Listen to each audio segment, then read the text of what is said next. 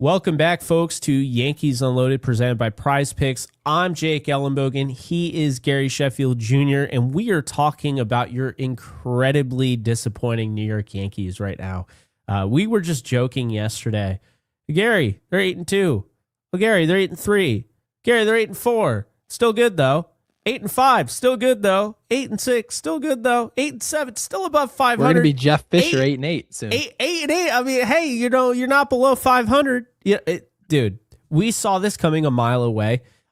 This is what happens, and this is, by the way, why you are allowed to be critical of a team when they're winning, but based on how they're winning. Because the thing that I've learned covering sports, regardless if it was the NBA, the NFL, the MLB, is that teams show signs, even in wins and losses. They show signs. Sometimes in a loss, you see good enough things to believe, wow, I actually feel like they're going to turn a corner. Then sometimes in wins, you're like, didn't love that win. I'm glad they won, but there are some concerns. And Gary and I brought this up 4 episodes ago, and it has just reared its ugly head, Gary. It really has. This offense, this is just not sustainable. The Yankees, what's going to happen is because they got off to such a great start pitching-wise. That's not sustainable, okay? Let's make that very clear. That's not sustainable to just pitch that well the rest of the year. There's going to be your bumps and bruises. The bullpen is going to get overworked, which, by the way, they got overworked again because Luis Hill could only go 4 innings. He wasn't actually any good. But let's talk about it, right? The Yankees pitching can't have an off day when you're scoring only 3 runs. Hell, we just saw the Yankees pitching can't allow 1 run without losing the game. It's gotten to be ridiculous at this point, and I don't watch hockey that much anymore, but we've talked about it on this show. NHL, they fire their head coaches and still make the playoffs, by the way. They fire them in the middle of the season. Like the Golden Knights just literally got rid of a guy that won them a Stanley Cup 3 years ago, and they had no issue doing it. And yet James Rowson, I'm going crazy. I'm the psychopath. I'm the one that, is in the wrong here for calling for that guy's job. I'm sorry. They have a team batting average below 200. Okay. I don't care. Our team batting average is below 200? Yes. You didn't see that? It's like 192. No, I didn't see that. And by the way, I hear you because the whole point of having a hitting coach is that everyone doesn't hit good all the time. Like that's just not how this works. But having said that, part of the hitting coach's job is to help identify what you do well, what you should do when you're ahead of counts, what you should do when you're behind. I see it in our live comment section, people talking about 2-strike approaches, what the game would look like if we had one. But having said that, it takes 2 to tango here. You need Brian Cashman to put together a roster where a guy can actually make productive outs. If you take a look at what the Yankees broadcast and Yes Network put up there today, they were talking about Trent Grisham's slugging percentage in high leverage situations. I don't give a rat's ass about slugging percentage in crunch time. We need hits. That's the whole point. We don't care about the slugging right now. Now, obviously, if you don't hit for average, then yeah, we probably need some slugging there. And that's hence why Jake just last night said that Trent Grisham is Raul Ibanez. I absolutely love that comp, by the way. He literally is. But the point here is that, yes, the hitting coach can be a problem, but is the roster really that good offensively where you'd say, yeah, I just expect them to roll into every park, and for the most part, they're gonna execute, right? Randall Grichuk took an at-bat today with runners in scoring position and 1 out, and people said to me, why can't he put the ball in play there and make a quality out and split the lead, which at that point was a 2-run lead for Tampa? And to which I say, we really want to bring the attention on our hitting coach. That's Randall Grichuk. That's Randall Grichuk. Awful. To some level, you need to have accountability on both sides. Hey, our hitting coach probably isn't helping us make adjustments on the fly quick enough, right? This is taking too long. We don't need the weather to heat up. And of course, we're going to get to Jazz's comments. So you guys wait. And we're sitting here asking these players, this roster, Austin Wells, you're asking him to make quality at bats and quality outs to score runs and sacrifice at bats. It's not happening, guys. This is why people pay hundreds of millions of dollars for really talented baseball players. Sometimes people say, oh, that guy's overpaid. Oh, I can't believe someone paid him that type of money. Unbelievable. You have to ask yourself, is that the type of guy you want to take an at bat for your team? And if the answer is yes, you're not going to have to be like, man, I wonder what our hitting coach is doing. I wonder what the hitting coach of the Dodgers is doing. No one freaks out about what he's doing with his job. Why? Because they actually have the skill set in their dugout where guys can go up and take professional at bats because that's what they've been doing for years. The Yankees, on the other hand, have reclamation projects going on. They're trying to get Caballero to essentially hit the ground running the way he did last year. Now Anthony Volpe is apparently the starting shortstop, but we'll talk about that here soon, right? Ryan McMahon, Jake, by definition, you didn't like the trade. I was lukewarm on it. I said he's a glove and he shouldn't even bring his bat to the yard. And that's what it's been. And we're trying to analyze his swings for what? Analyze them back in Colorado. They look the same. If anything, they're worse. Yeah. So we're trying to fix things. We're trying to fix Jason Dominguez from the right side against left-handed pitching. There's too much reclamation going on in the pinstripes, and that's not what the Yankees brand's about. There's way too many players that go through streaky moments. And if I'm dealing with a player who's a perennial slugger in a Giancarlo Stanton and he wants to be streaky, by all means, I'll accept it. Why? Because he can carry us for a month. But the rest of these guys, when was the last time that Ryan McMahon carried any franchise that wasn't in high school? When was the last time that Austin Wells put together 2-3 months in a row where he was a quality at bat? This is when he was at U of A. So we need to be honest with ourselves that, yes, our hitting coach can be a topic, and I'm glad that you brought him up because I'm questioning what does he do here. But that said, the roster has to be built in a way where you can trust guys to make these quality outs instead of just waiting until July for guys to hit fly ball homers. This doesn't work consistently. And yes, it's a concern for me. I have no concern about our pitching. None. I know people talked about Luis Heel. They talked about the inconsistencies and then the surprises of Will Warren, and that could be in a good way. But also, Jake, we've said many times, this Yankees team in over 162, a lot of the season is played against mediocre teams, against mediocre talent, and the Yankees have a lot of decent on their roster. And over the 162, you tend to outrun those teams and pile up wins. We're happy about those, and we're thankful for it because those extra postseason games help our podcast. Great. Yes. But when it comes to what the actual goal is for Yankees baseball, and this may sound petty, it may sound spoiled, but I was under the impression watching this team in the 90s and early 2000s that our expectation was to go out there and be one of the best teams in the world and win the World Series. You can't do that when you put on a 2-week stretch where you can't get a hit. This is not sustainable for anybody. So I don't want people to come to me in the comments and say, and I'm not saying that they are going to, but you can't be upset about the bullpen or our starting rotation starting to take a dip when perfection's needed to win games. No, I couldn't agree more. Look, I don't think you're a serious team if you put Randall Grichuk out there to begin with. I've said that. I think Ryan McMahon, Randall Grichuk, I mean, they're two of the worst hitters in baseball. Like, I'm not kidding you. Grichuk has 13 at-bats. In those 13, he struck out 7 times. And he platooned some of those at-bats as well. Yeah, so he's in the driver's seat doing the thing that he's supposed to be good at, and he's not good at that either. He can't even put the ball in play. I can't stand watching him at bat. And by the way, did his last at bat, did he not feel like totally overmatched to the point where he should be in like single A? I mean, it felt like when his swing was like 50 miles an hour. Have you ever? Okay, it's almost like if you have a buddy who is not really the gamer. Instead, I always had this where I'd have a buddy who's not really a gamer, but he'd watch me play video games.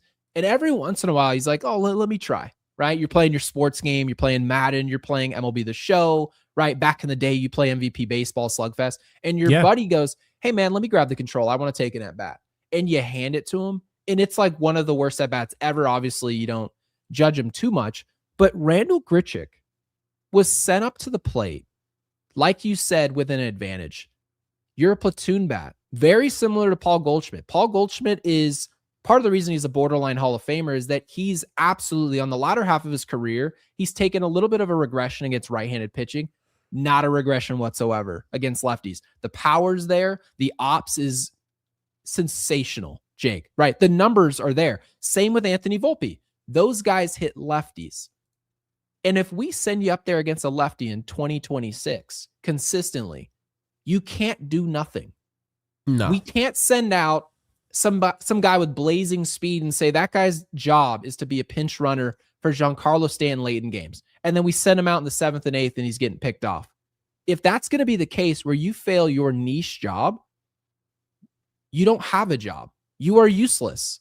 And that is why, Jake, on this is multiple occasions now, you didn't want Randall Grichuk on this roster. I'm just trying to keep us honest and just understand maybe it's not the staff as much as we're considering that it is. Maybe it's not. And I know we've been critical of some of the moves. We've also praised some of the moves that Boone's made this year. We've done both sides here. Yeah. And to some level, you have to ask yourself, who'd you bring off that bench to play? Right? You can argue we've got guys in our system, right? But that's not Aaron Boone's fault. That is Brian Cashman's decision. When people say, why is Grichuk on this roster? Well, because Brian Cashman made the decision. He wants consistent at bats from Dominguez. He's hitting in AAA, and he's still not up here. And he's still not here getting the opportunity to play over Trent Grisham, who's doing nothing. And you have to ask, how much of this struggle bus here in April is it really the responsibility of our hitting coaches, of Aaron Boone, right? Of leadership? How much is it their fault? Or can you just simply say the guys on the roster, maybe 4 or 5 of them just aren't good enough to play for the New York Yankees? I think there's at least warranting a conversation about Austin Wells and what he does at the plate, right? About some of these guys not playing good enough baseball where you can actually say, Boone, yes, you may make a lot of mistakes with your bullpen or sometimes building a roster in terms of building a lineup, but these guys aren't equipped to actually do the job. I don't know what happened to Austin Wells, and this is where I think this has to, obviously he deserves some accountability here. He himself isn't coming through. But this is where I go, okay, so if you're going to give Rowson credit for Rice, you also have to give him discredit. You have to discredit him for Austin Wells. How 100%. Did he go from almost a 280 hitter his rookie year to falling off a cliff? He is in the absolute depths of hell in terms of his at-bats. I mean, like, don't get me wrong. He still has some good at-bats here and there. He still walks. He still hits the ball hard. But, Gary, we're talking about a 152 hitter. Like, who, by the way, in Major League Baseball, could you tell me, never hits the ball hard, never takes good at-bats, never hits for average, never hits for pop? Who's that? I don't know a single soul because Ryan McMahon hits the ball as hard as anybody. So it doesn't actually matter. If a player hits the ball hard all the time, but he hits 140, it's the analytical era. That's the way people are. Like, they'll say, to be fair, we did that a little bit last year because we're trying to fuse or infuse analytics into our analysis. Yes. But we're trying to do it in a way that doesn't like you'll never catch us just being what the one is. WRC plus waffle, like we'll never get into this. That. Isn't a divorce. We didn't start this podcast to have a divorce from analytics. Correct. We wanted to divorce from the removing your brain and reattaching AI to the top of your head and saying that you know baseball. There's a lot of guys you can just look at them and be like, that guy does not know baseball. He's working for the Yankees. You can't just have a bunch of geeks sitting up in the front office with collared shirts on. They've never picked up a baseball. They've never thought to pick up a baseball. And they went to MIT and they came up with an algorithm that told them, hey, here's how you evaluate talent. That's not baseball. It's just simply not. Yeah. They're like, okay, so here's our algorithm, our predictive model. Today, Randall Grichuk is a guy that should be in the lineup. Absolutely not. You throw that thing in the garbage. I don't get it, man. I don't get it. I mean, this is the conversations we have to have, okay? Catcher. I like JC Escarra for what he is. So I'm not trying to put too much hate on him or pressure, whatever you want to call it. And I like Austin Wells. But Austin Wells no longer has, and I would argue, there's a real argument here. And it's going to be interesting because I was really against him. Austin Wells doesn't have competition anymore. When Jose Trevino left, the competition was gone. His best year, his rookie year, he had competition, and magically, he looked really good. And we were complaining. We're like, why is he not in the lineup? Now, all of a sudden, it's been his job now this is his second full season, right? He's going to go into, and he has been abysmal at the plate more often than not. Then you look at first base. Goldschmidt, Rice. That's a great looking first base room. I love that first base room. I feel great about it. Second base, Jazz Chisholm, probably the best defensive second baseman in the league right now. Okay. That said, his bat leaves a lot to be desired. I mean, we're talking about a 170 hitter right now. And I think we can now segue into talking about him. We'll talk about Heel a little bit later, but let's talk about Jazz because I know you really were bothered by this. So much so, you didn't even want him on the team after you saw this. That's what you told me. Okay, so I want people to understand. We almost have to look up. I'm actually going to Google right now. We didn't rehearse this, okay? Mm-hmm. I'm actually going to Google the definition of an excuse maker. Okay? Mm-hmm. Here's the definition. I want you guys to wipe away. I wonder what Gary's opinion is here. Scratch it. Okay? I'm going to start off with a definition. It says an excuse maker, and this is the def. It says an individual who frequently rationalizes shortcomings, failures, or missed obligations by shifting blame to external circumstances rather than accepting personal responsibility. Wouldn't you consider weather circumstances? Yeah. So would I. So would anyone in this room. Anyone listening to this show, for the most part, there's a ton of duality with man. That we all see situations, we have different life experiences, we all take these situations differently. We have different opinions. How many people listened to what Jazz Chisholm had to say about the weather and looked at that and thought that wasn't the definition of excuse making? How many excuse makers do you really want on a team? There's a ton of different things to make excuses about in sports. There's a ton of excuses to make in life. You I didn't sleep last night. You ever been around the friend who everything about their life sucks, and if they actually explain it to you, it's not that bad? That's Jazz Chisholm. You go to work. I didn't sleep. That. I didn't sleep at all last night, man. It was just miserable. Yeah, I woke up this morning. There was a ton of traffic. My back was just killing me in work. Yeah, gas prices are just terrible, man. Yeah, sorry, I couldn't make it. Everyone, the type of person always making excuses for why they couldn't, shouldn't, wouldn't, they suck to be around. And this isn't to say that the Yankees as a roster, that they dislike Jazz or that they think, oh, he's just a complete excuse maker. I want no part of him. I don't speak for the Yankees locker room, and I'm not trying to. All I'm telling you guys is when it comes to being good essentially in PR, you really thought it was a good idea to come out of the WBC, and Jake, we'll get to your point here in a second, to come out of the WBC. Everyone's riding the high of enjoying that, watching the final, right? An amazing baseball event. You come back to the Yankees in what's now considered a contract year, and you tell us you think you're worth $350 million and you can't play in the cold, and you're waiting for the weather to warm up to start hitting. Why would anyone, let alone the New York Yankees, Hal Steinbrenner, with his budget, spend any of his budget on you? Jake, how many NFL quarterbacks, let's just say quarterbacks coming out of college, have you ever seen say, I want you to measure my hands. I want you to measure my arm strength. I want you to watch me run the 40. I want you to watch me shuffle and see how athletic I am. I can't play in the cold very well.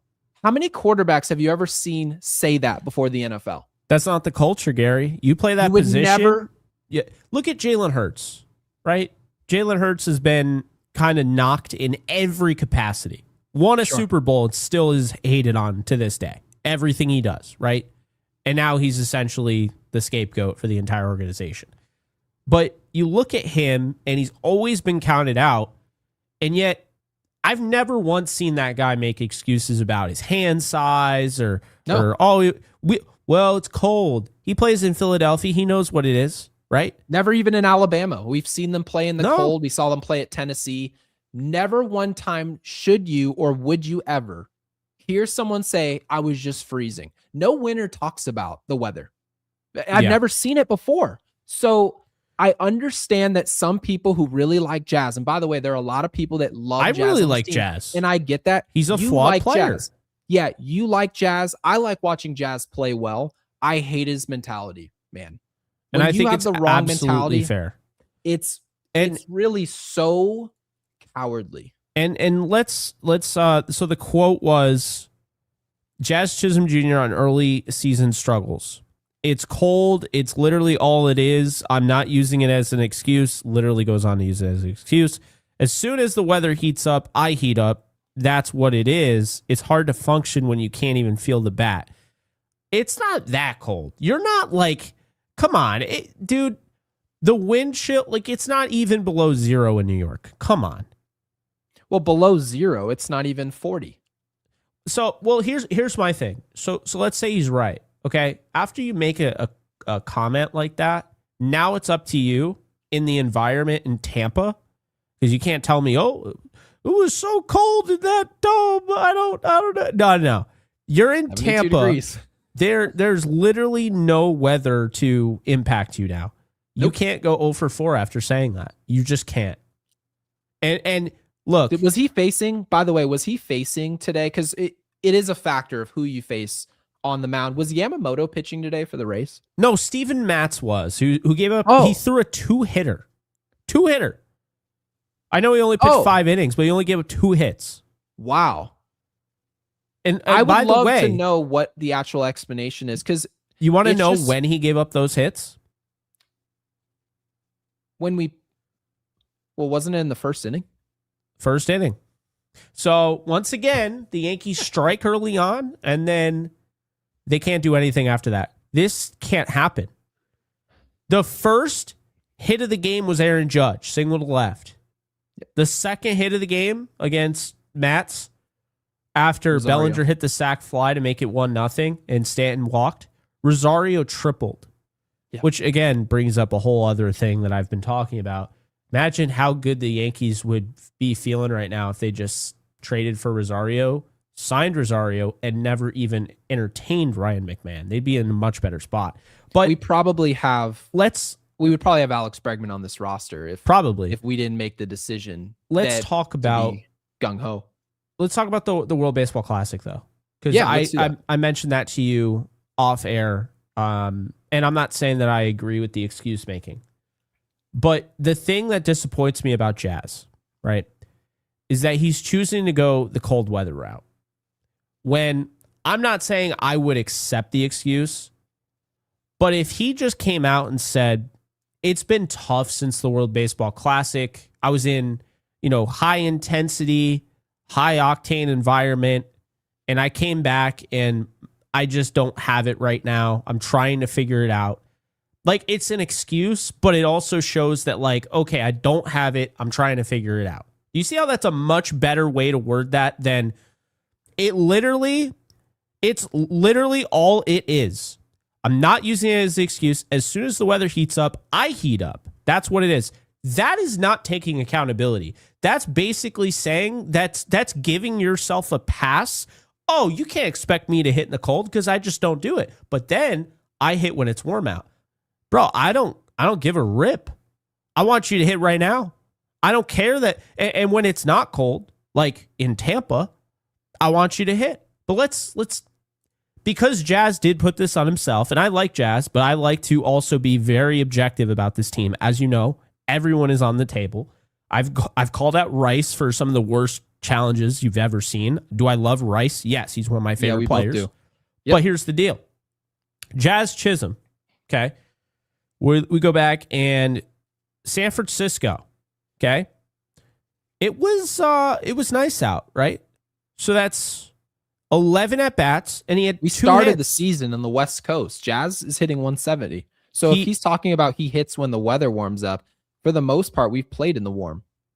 Well, and away from home, he hit 211. So he's maybe marginally better on the road, but like 211's ass. Yeah, but that's the thing. And he has no homers, by the way. He hasn't hit a home run this year. Well, that's fine. I don't need the homers. Yeah, I need homers. I'll go if you're as far as to say. Well, I hear you. I'll go as far as to say this: if this entire team was Chandler Simpson, they would win the World Series. Think about it. Think about it. You don't need home runs. You don't. The Yankees have shown that they don't need home runs. You just need Chandler Simpsons. Guys that hit 373. They have a 407 on base. They steal bags. They just put the ball in play. They make contact. They play good defense. And then, oh, by the way, my pitching is good enough to beat anybody. If I just had a bunch of Chandler Simpsons, speed on the base paths, contact, I'll sacrifice the power. That team is winning a World Series. And guys, by the way, Jake is being facetious. He's essentially telling you contact bats beat power. Every time. I don't care what anyone says. Every single time. So don't take it literally that, let's just have Simpson 1 through 9. Is that funny? Just a whole funny team of Chandler Simpsons. It would to go with our awesome. whole team of Sandy Koufaxes. Yeah, I know. I would love that. He runs like a bat out of hell. It's fun to watch because it gets a little stale watching the same style of play.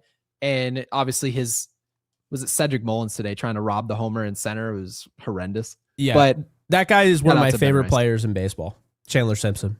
Yeah, no, it's fun. It's fun to watch. It's a completely different brand. But the real point here is if you look at the Yankees roster, Paul Goldschmidt plays against lefties to be a power hitter, right? They talk about the ops. Okay, Aaron Judge is a power hitter, pure power bat, right? Cody Bellinger is the opposite of that. He's more of a contact bat, right? He's gotten off to somewhat of a slow start, but we know he won't be an issue. Now, Stanton is basically a one-off.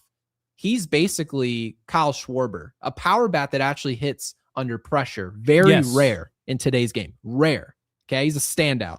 Rosario contact. Jazz is not a contact bat. As much as people talk about, he's not a contact bat at all. Okay? Grichuk is a power bat. No contact whatsoever. Caballero contact. Grisham is Raul Ibanez. He's a power bat. And Austin Wells, I even hesitate to call him a power bat because the only thing he's trying to do is hit home runs. And he doesn't do that well. And he's hitting a $152 and hasn't hit well since the second half of 2024. That's a long time ago. So by the way, Scott Ross pointed out they're tied for the least amount of hits in baseball with the Mariners at 78. Well, to kind of bring back your point, not as an excuse, because I hate the point. Like, I hate it. I'm glad you brought it up, but I can't stand it. Because if you're going to tell me that the reason you got off to a slower start was because the WBC impacted you in such a way, then do your research on the event, right? J-Rod played in the WBC. He's off to a terrible start, right? The big dumper off to a atrocious start. You wouldn't know it against us because he hit game-winning hit. But the point being only hit of the is year. that, yeah, of course. But he played in the WBC. He was horrendous in that event, and he was horrendous for the Mariners when he returned. Having said that, we don't make any excuses for Aaron Judge. Do you think there's any chance Aaron Judge talks about the weather or the fact he played in WBC? 0% chance. Because he has common sense. That's why. That's why he's the captain, and Jazz would never, it'd be a laughing stock if we said Jazz was the captain. So yeah, I think this is less about Jazz and more about a microcosm of excuse making for the organization. We can't accept it. It cannot be acceptable. By the way, I just hope this doesn't become the standard. No, I agree. It just bothers me because it's like, if you want to just make an excuse, just use the WBC. There's actually data to prove this, and I'm going to throw this out here. Okay. Yeah, go ahead. So I don't use weighted runs created plus. I hate it, but it does give you kind of an idea, just like taking everything into a nutshell. Yes. WBC players have shown an 18.9 point larger drop in WRC plus compared to the control group of non-participants. That's insane. Okay. That's absolutely insane. I understand it's a very small sample size, but we're talking about Ronald Acuna. We're talking about Bryce Harper. We're talking about Aaron Judge, Alex Bregman, Shohei Ohtani. Cal Raleigh, Kyle Schwarber, Bobby Witt Jr. Dude, it's not. What would be considered the average WRC in the league? The average, let's see. Because similar to how a 0 WAR just means that it doesn't mean you've done nothing. That means you're, by definition, the median player. You are as mediocre right across the board as it gets. You are literally the replacement player. Yeah, I'm gonna check right now. Let's see. Because 15 points seems pretty significant. And guys, we're gonna get to our supers. It's 100. I see that we're way behind. Thank you. So so you lose a fifth of your that. production. Yeah. So you almost lose a fifth of your production is what those numbers suggest. Yeah. So what that tells me, because, and by the way, this is a new thing, but doesn't mean we're going to be the WRC Plus podcast. There are other podcasts that like going that route. We don't. But I wanted to use it as an example. No one watches those. I was not going to go that route. So anyway, I like the example though, Gary. It does go to show you in a, giant kind of data set. I mean, it's albeit small sample size, but large as far as the names.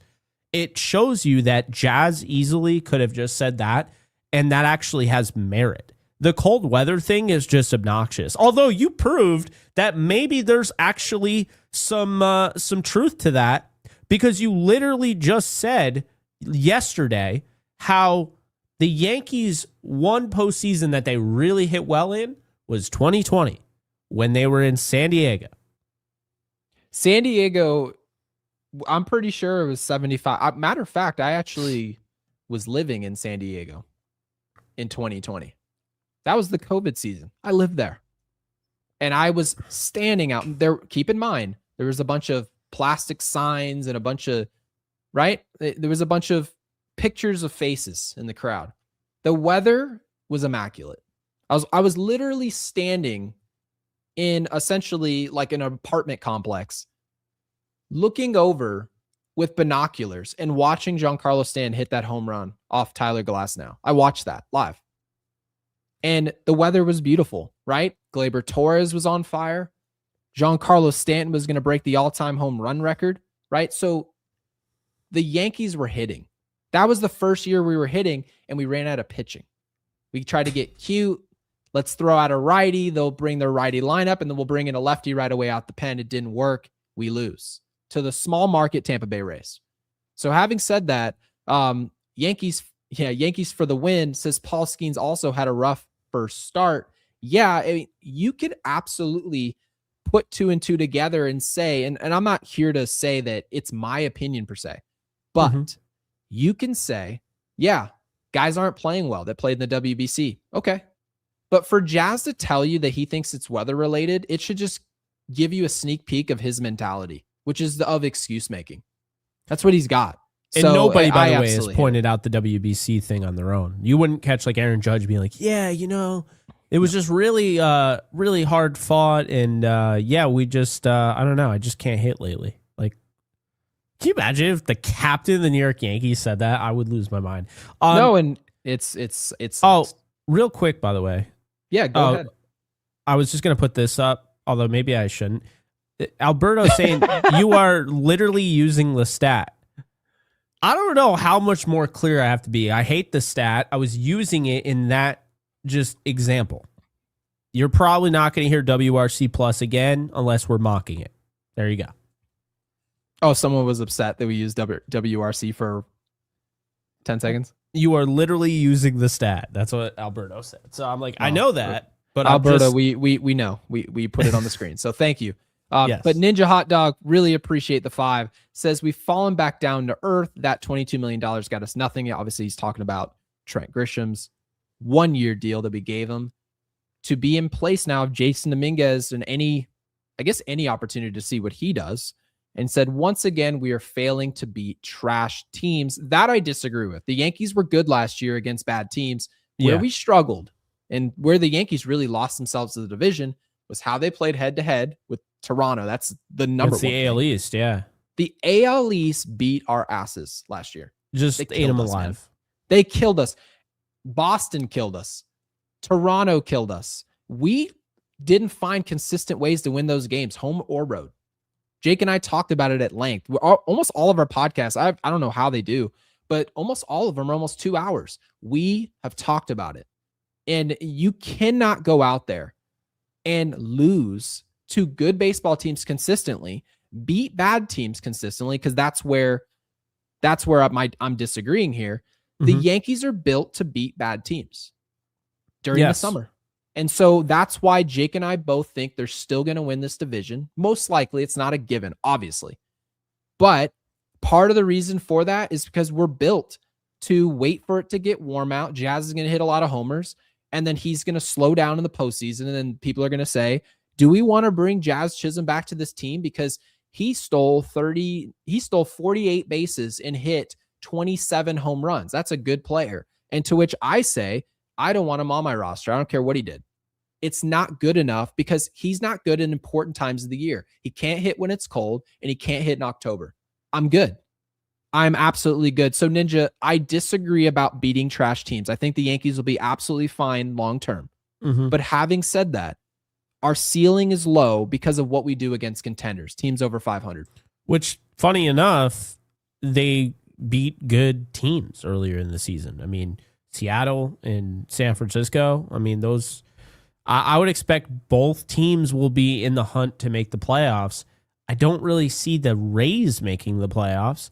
And I don't, the A's, you know where I stay on the A's. The hitting is fun. The pitching's bad. Like, they're not making the playoffs with that pitching.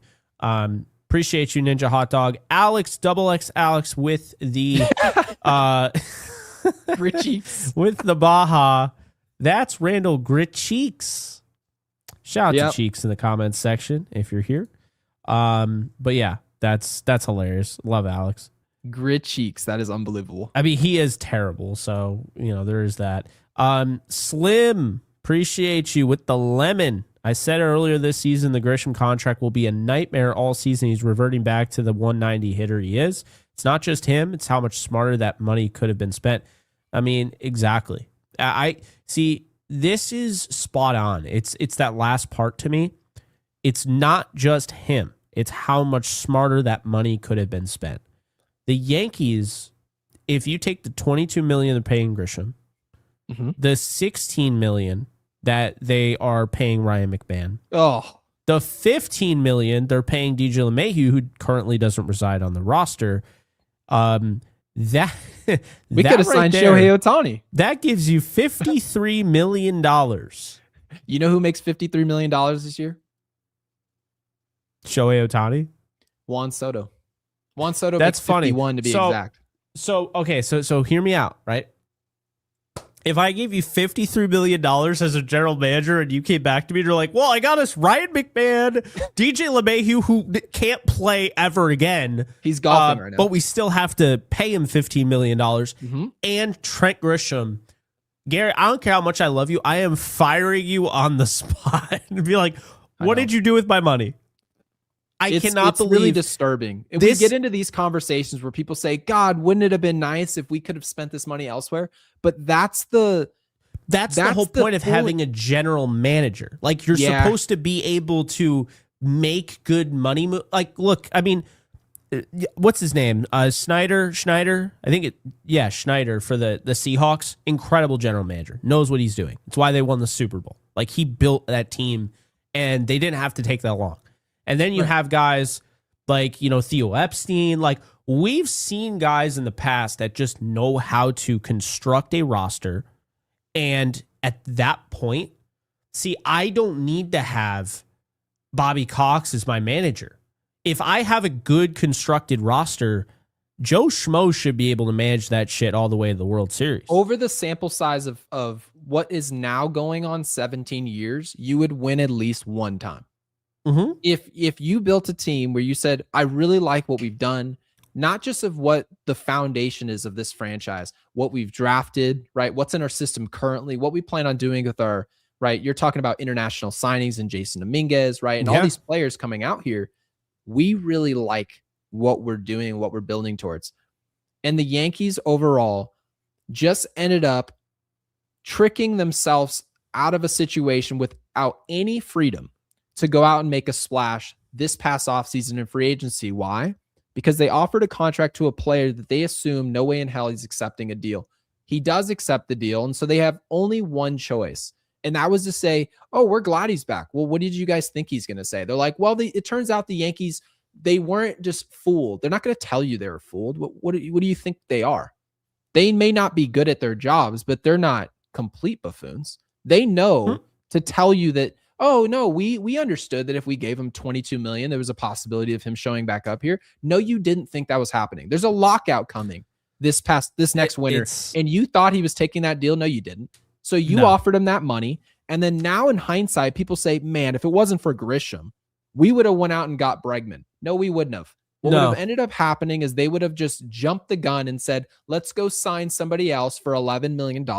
And no one would have been happy with the pickup. So, by the way, to your point, $53 million that I just told you. Yes. If the Yankees had that available, they would either spend a little bit of it and save the rest, or they would just get a bunch of okay to like good players and not go after a big fish. And that is the difference between them and, say, the Dodgers, the Mets, right?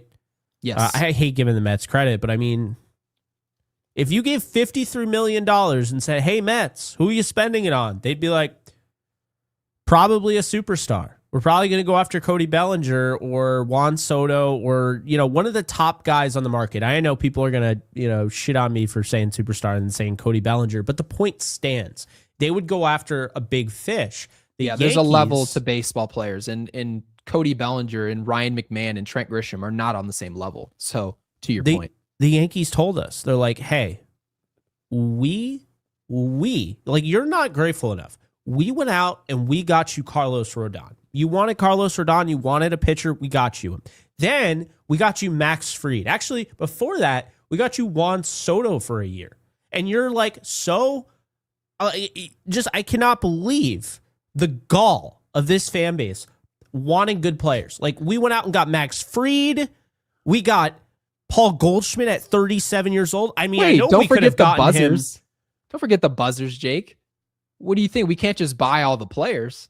Those are the buzzer words. You can't just, Yankees fans are at it again. They're asking for more free agents. I'm like, who the hell did we sign that was like a big fish? Do you remember, like, who are the guys on the? Well, I'm not going to point them out. I don't want to give them any notoriety, but the random rate. I almost said radar. I mean, radar.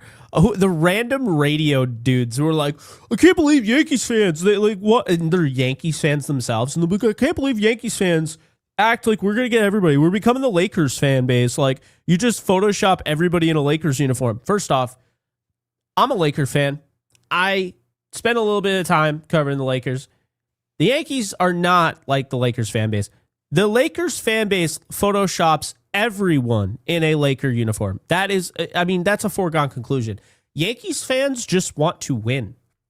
Like, they just want to get good players. What's wrong with Photoshopping everyone in your jersey? If you end up with most of the great players of all time, you had Magic Johnson, you get LeBron James in free agency. Yeah, well, you traded for Kobe Bryant on draft night from the Hornets. Oh, my God, Shaquille O'Neal. Yeah, we don't need him in Orlando. We'll take him off your hands. Why wouldn't you?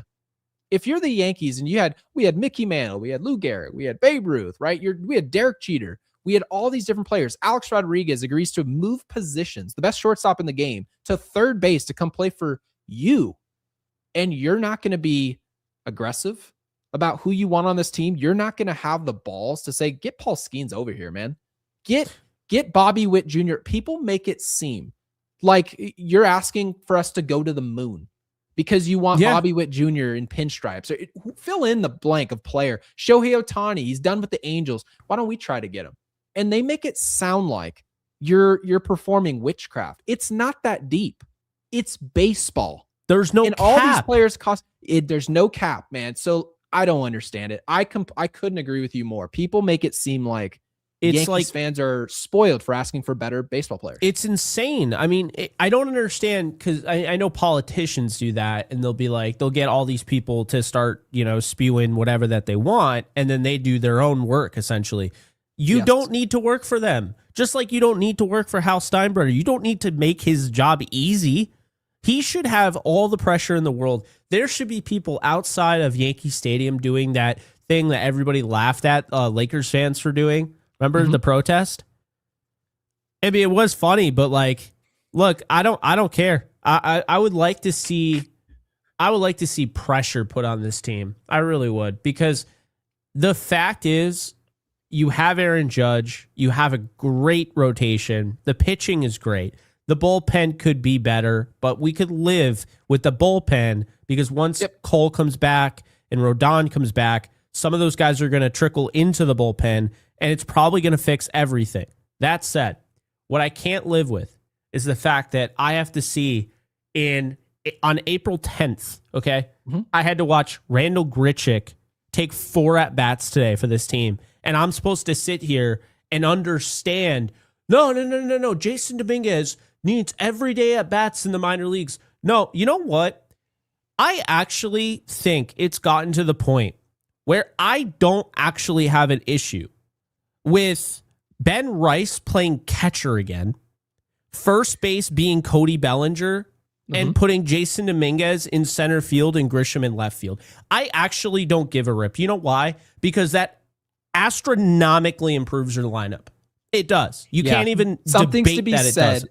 I would agree with exactly what you're saying. Something's to be said, because keep in mind, when someone hears this, they're going to talk about what are the drawbacks, and that's natural, right? Totally normal. Yes. They're going to say Cody Bellinger is the best defensive outfielder that we have. That's true. He's in left field for a reason at Yankee Stadium. Toughest defensive assignment at Yankee Stadium. So having said that, you move him out of the outfield, put him in the infield, and now Jason Dominguez is out there. The outfield's gotten much worse. And if you assume, okay, Trent Grisham's out in center field, well, that's not a great outfield when it comes to center field and left field. But having said that, you got to score. There aren't teams that win World Series championships that can't score in important games. And you just simply can't even explain how Austin Wells taking at bats isn't worse than having Jason Dominguez out there. I'm sorry. Austin Wells is one of the worst baseball players I've ever watched. He's not good at all. And he was good in the second half of 2024. As I said, he's been bad for an extended period of time. It is not any good. Brian McCann got a lot of flack. Okay. Brian McCann on this team, like back what he did with the Yankees, hitting 731 OPS, 235 batting average, 313 on base percentage, would be a huge upgrade. If that was their 9th hitter, the Yankees are in business. And you could go through, like, who was another player that got a lot of flack for the Yankees? IKF, right? We'll just do Isaiah Kiner-Falefa. Chase Headley as well at third base. Chase Headley is an upgrade right now. We'll do him next. Isaiah Kiner-Falefa with the Yankees for his career, 253 batting average, 311 on base, 643 OPS. He didn't slug, so that didn't help. But then you mentioned Chase Headley. How about that? So Chase Headley was not good for us. No. Come on. But at the same time, Chase Headley, 262 and a 727 OPS. He had a 339 on base. So why am I bringing this up? Because we have now allowed this to be acceptable. Like, I can't even believe that. By the way, Chase Headley was on the New York Yankees in 2017. That's not even 10 years ago. Okay. The fact that it's become acceptable to have guys fighting for 007 in their batting average and 69 and whatever else, that just tells you all you need to know. That's a huge issue, by the way. Do you realize how bad Wells has been?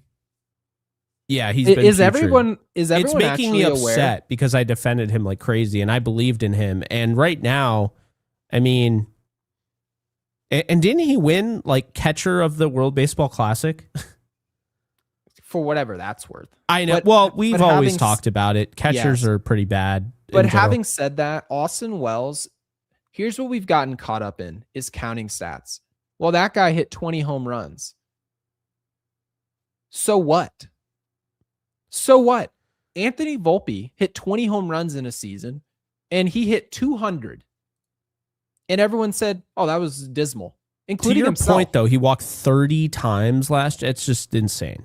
He walked 30 times. As a catcher, so by definition, don't you have a better eye? No, he's just taking pitches. He doesn't have a good eye. He's just taking pitches. Ghost Rider, we really appreciate the 10 you have burnt into our OLED screen. It says, salute, gentlemen. Gary, the bullpen needs to sit down next to coach. Jake, you have the bottom end of the lineup in one word. It is cheeks. It's really bad. Yeah. And Rich Squires, it's not what you welcome want. in. It is not what you want. Shout out Girardi with Love the Girardi. 20 bomb. Really appreciate it. He says, can we please call time of death on both McMahon, Wells, and Grisham? They are taking up quality spots for the people who need to be on the roster. These losses could cost us another division title. Now, McMahon is He's not wrong. McMahon just shouldn't be playing over anyone, regardless of if we don't have a reasonable replacement. We do have someone that can replace his production, but we don't have a good option at third base. That's still probably the case. Wells, on the other hand, Jake, I like the idea that you brought up, which is that Wells may be so bad that the Yankees don't even have the ability to protect Ben Rice physically and hide him at first base instead of catcher. That would be a major bummer for the Yankees. And then Grisham, on the other hand, the Yankees' top prospect from a year and a half ago, can't play. We don't have a roster spot because we accidentally gave $22 million for a one-year deal to a player that very well looks like he's going to hit 201 and strike out 175 times. That is just unfortunate. Yeah. By the way, the Yankees have sniffed around the trade market for guys like Wilson Contreras before and his brother. I feel like they got to go that route this year. I really do. JC Escara is a backup. Honestly, he's a backup catcher, but when you have a catcher like Austin Wells, who I like Austin Wells, but his bat just is not. He needs to improve immediately. Like, what does it mean to like him? You root for him. Well, I mean, is there any player that plays for the Yankees that we're not rooting for currently? I mean, I'm not exactly rooting for Grichuk. I want him off the roster. I'm not exactly rooting for McMahon. I want him off the roster. Yeah, like I guess I'm not booing him and I'm not going against them. But like I genuinely I look forward to the day Austin Wells, if he can, cracks it open and looks like he did his rookie year. Like, I look forward to being able to talk about Austin Wells in a positive light. I would like to talk about Anthony Volpe being the next Derek Jeter as well. The issue is that once I've watched you for 2 baseball seasons, over 2.5 baseball seasons, and I say that guy is not good at baseball for a long period of time, it's not doing our podcast or our listeners any justice having to log in every night on YouTube and have to break down and hear a breakdown of a player that's consistently below really subpar at his job. It's not helping the Yankees win a World Series. And that's really all this is about. Yeah. Is this guy's presence absolutely helping this team win a World Series? If the answer is no, I can root for you as a person, but you can go do that in Baltimore. You can go do that. I can root for you going to play in Cincinnati, right? We traded Trevino to Cincinnati. I was like, all right, I'll root for him, but I don't give a rat's ass for him being on this roster because we don't know who to play. And so that's kind of my deal at this point, is that I've told you, I want Grisham to make as much money as possible. I'm not upset he's making $22 million. I'm upset that we're paying him $22 million. I'm upset that Wells is taking up our roster spot. McMahon's the starting third baseman for our roster that we cover. That's what it's about. So yeah, it is upsetting. I'm not sure exactly who to blame, but I'm starting to steer towards the fact that Brian Cashman may have just put together a cast of characters that are only good in the summer, and they're an incredibly streaky group that hits bad pitching. So shout out to this group. Yep. That's exactly what we're looking at. By the way, I would also say this. There was a lot of interest in JC Escara from other teams. And it's so funny because I remember Boone saying if he played every day, he could be a top 10 to 15 catcher, which I think is hilarious because I think catchers are terrible all across the league. There's they're so bad. Good catchers. Yeah, I've never seen a catcher drought more than this in my life. But that said, there are teams that are interested in trading for JC Escara from last year, right? And they kind of, they're scouts on other teams, pro scouts, as you know, because those guys do exist. Scouts aren't just for the prospects. And there are pro scouts that have identified JC Escarra as a player that might make sense to go and pursue at the deadline, or, you know, at some point, because right now he's blocked by Austin Wells. But here's the deal. Blocked. I think, obviously, my first thing would be Ben Rice at first, moving him to catcher, because I just think it makes your offense that much better. Bring up Jason Dominguez, have him play every day. I keep being told he can't play every day. He can if you do that. And by the way, they're going to need to do something like that soon, because I don't think I've ever seen worse hitting. I mean, they are literally tied for last place, and it's a decently healthy sample size of 13 games. That's not good. So that said, I would move Rice to catcher. But the second thing I would do, I would let JC Escarra get like actual burn. I'm not talking about give him like one every 4 days. Austin Wells for a week and a half. Yeah, Austin Wells is genuinely struggling, and I really do think one of two things can happen from this. Escarra can get comfortable and actually start to show what he's made of at the plate if he plays every day. But also, Austin Wells can start to feel the pressure. I think he's way too comfortable, because going back to my point, I didn't like Trevino. As you know, I didn't want Trevino playing over him. I got pissed every time he was in the lineup. But yes, maybe, just maybe, I was unfair to Trevino.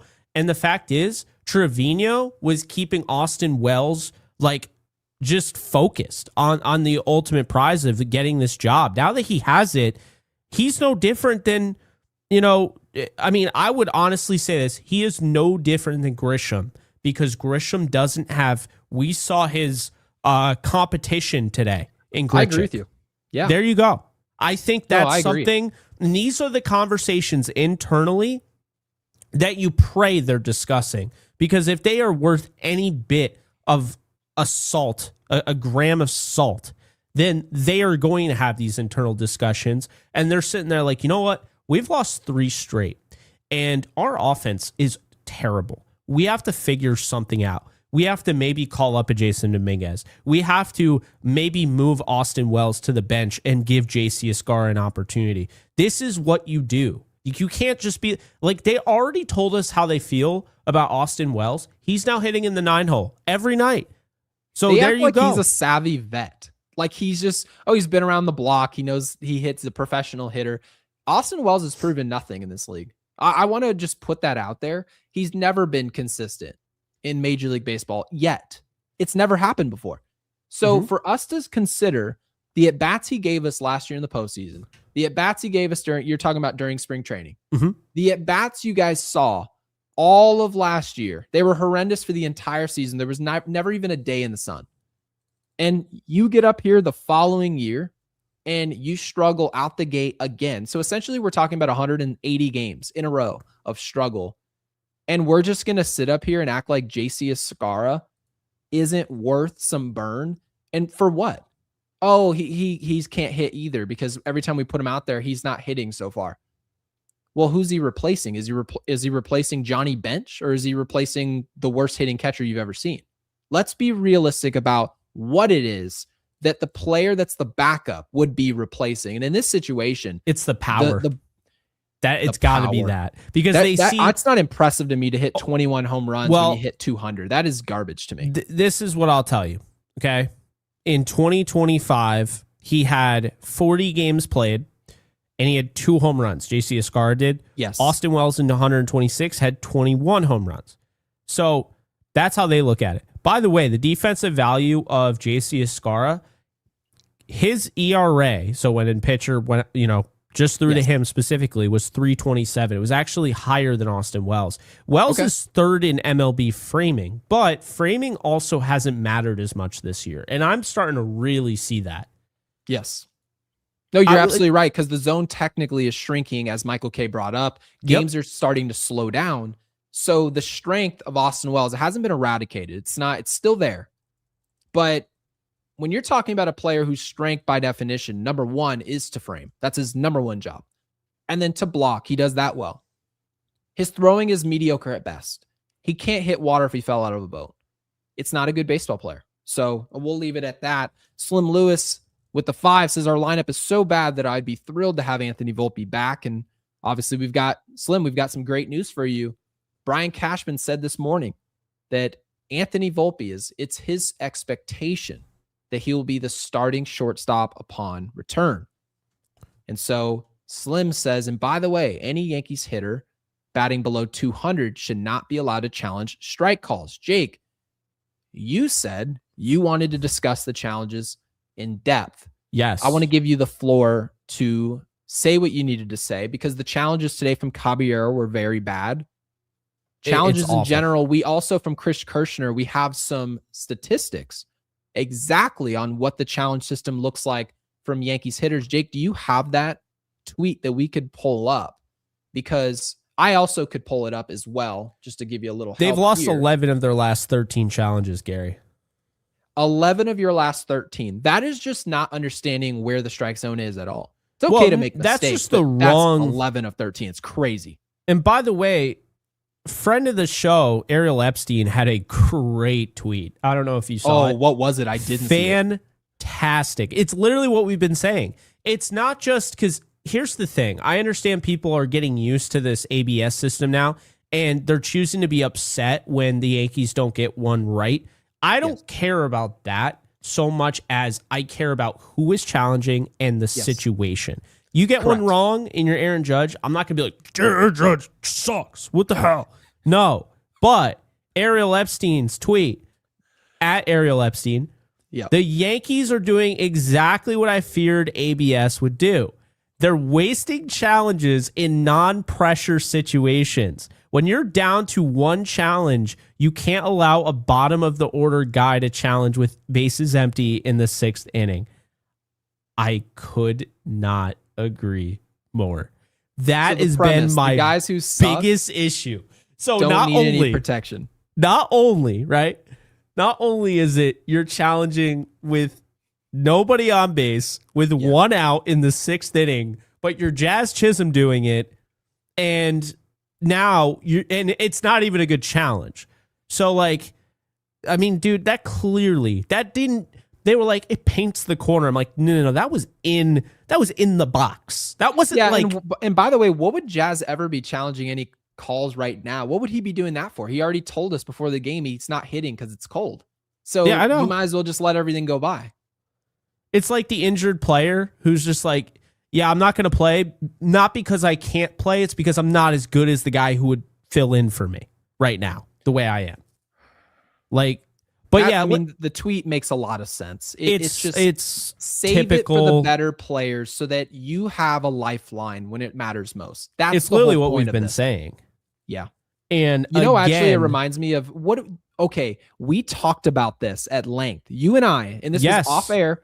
We talked about the pass interference call, right? In that Vikings-Rams game, right?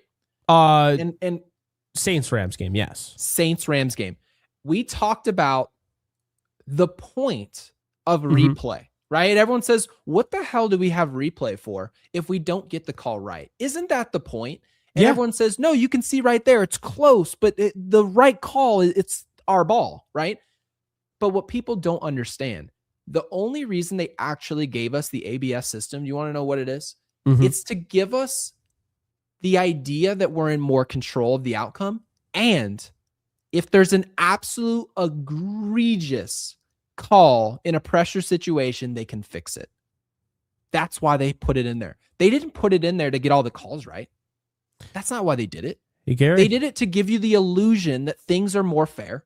Look what I got. And that if Aaron Judge strikes out on a pitch 6 feet outside, they can fix that. Instead, we've got Jazz Chisholm saying that's a ball and it's on the corner. Why are you arguing balls and strikes on pitches that are an inch on or off the plate? Those are 50-50 calls. They're strikes. That's the Jazz Chisholm one. Why would you challenge that call? No. That's a half an inch out the zone, Blue. Are you dense? By the way, it's 0-0 in the count.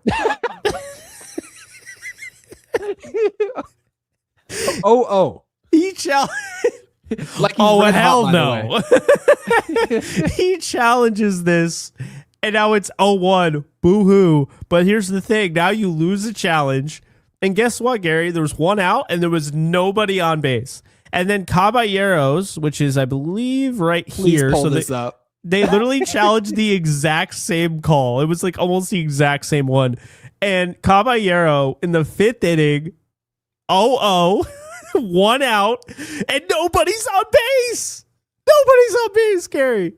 There's just no. There's when at some we point or another, heard- this is just no situational awareness whatsoever. That pitch is right on the corner, and I'm not saying you should be able to. There's no box floating above home plate, so they're not aware that it is clipping the zone, and I'm going to get a bad call. Otherwise, they wouldn't challenge it. But let's just say you got it right. Why would I want Caballero to get that challenge right when it was a 1/4 of an inch off the plate? I just saw my guy my dad's favorite golfer and also mine, Bryson DeChambeau, just missed the cut today. Yes, there should be a cut in the lineup. If you don't have a certain threshold of a batting average held the entire, you cannot challenge. And the MLB should literally not allow you to challenge. They should just be like, you're not good enough. Do you want me to tell you this is my idea, so don't let anyone tell you. This is for our entire audience. Don't let anyone tell you another podcast that people moderately listen to that they came up with this idea. Here's my idea. You should basically be, what do they call it again in hockey where you get in trouble? They put you in the box, right?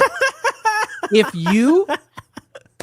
you have a certain percentage of unsuccessful challenges at home plate, you're suspended. You should be suspended from the challenge system for X amount of games. Jose Caballero is literally like 1 for 7 with the challenge system. He shouldn't be allowed to do it. The pitch could be middle in the center of the zone and the umpire sneezed and missed the call. He still shouldn't get the benefit of the doubt. Dude, Caballero shouldn't be allowed to challenge. He sucks at it. And I like Caballero, by the way. Really like him. But come on. By the way, we can check, I believe, every Yankee challenge, if I'm not mistaken. Their percentages? Yeah, so the Yankees have won 10 and they've lost 11. Their challenge rate is 8%, which is the highest in baseball, only behind the Twins. The next is 6% by the Braves. That checks out. We complain about the zone more than any team in baseball. And sure enough, it looks like they're wrong. Wait, who has the most lost? Yankees are tied for the most lost challenges. So I'd say Caballero probably.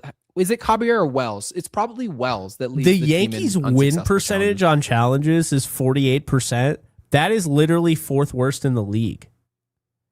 Yeah, we don't know the strike zone. The only thing that's worse, and this is just terrible, the San Francisco Giants have a 44%, and the Texas Rangers have a 44%.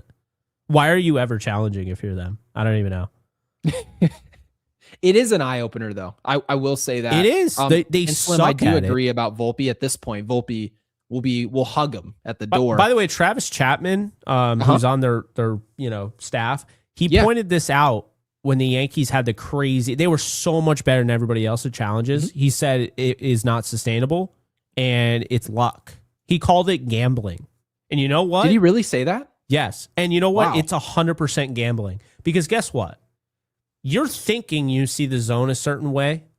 You're going up against a pitch, and with all the tunneling and everything, you don't know. You think it was there. I mean, dude, we saw Aaron Judge challenge something that wasn't even close, but obviously he saw it in his eyes. That was way outside because of the break. But it actually, it caught most of the plate. And so here's the thing. I can live with Aaron Judge missing a challenge because guess why I want challenges, Gary? I want them for the 9th inning when Aaron Judge is at the plate. That's what I want them for. And we talked about this ad nauseum before the ABS system came to be. We literally said this. We said, there's 2 ABS challenges. It's not just challenge. Okay, here's the deal.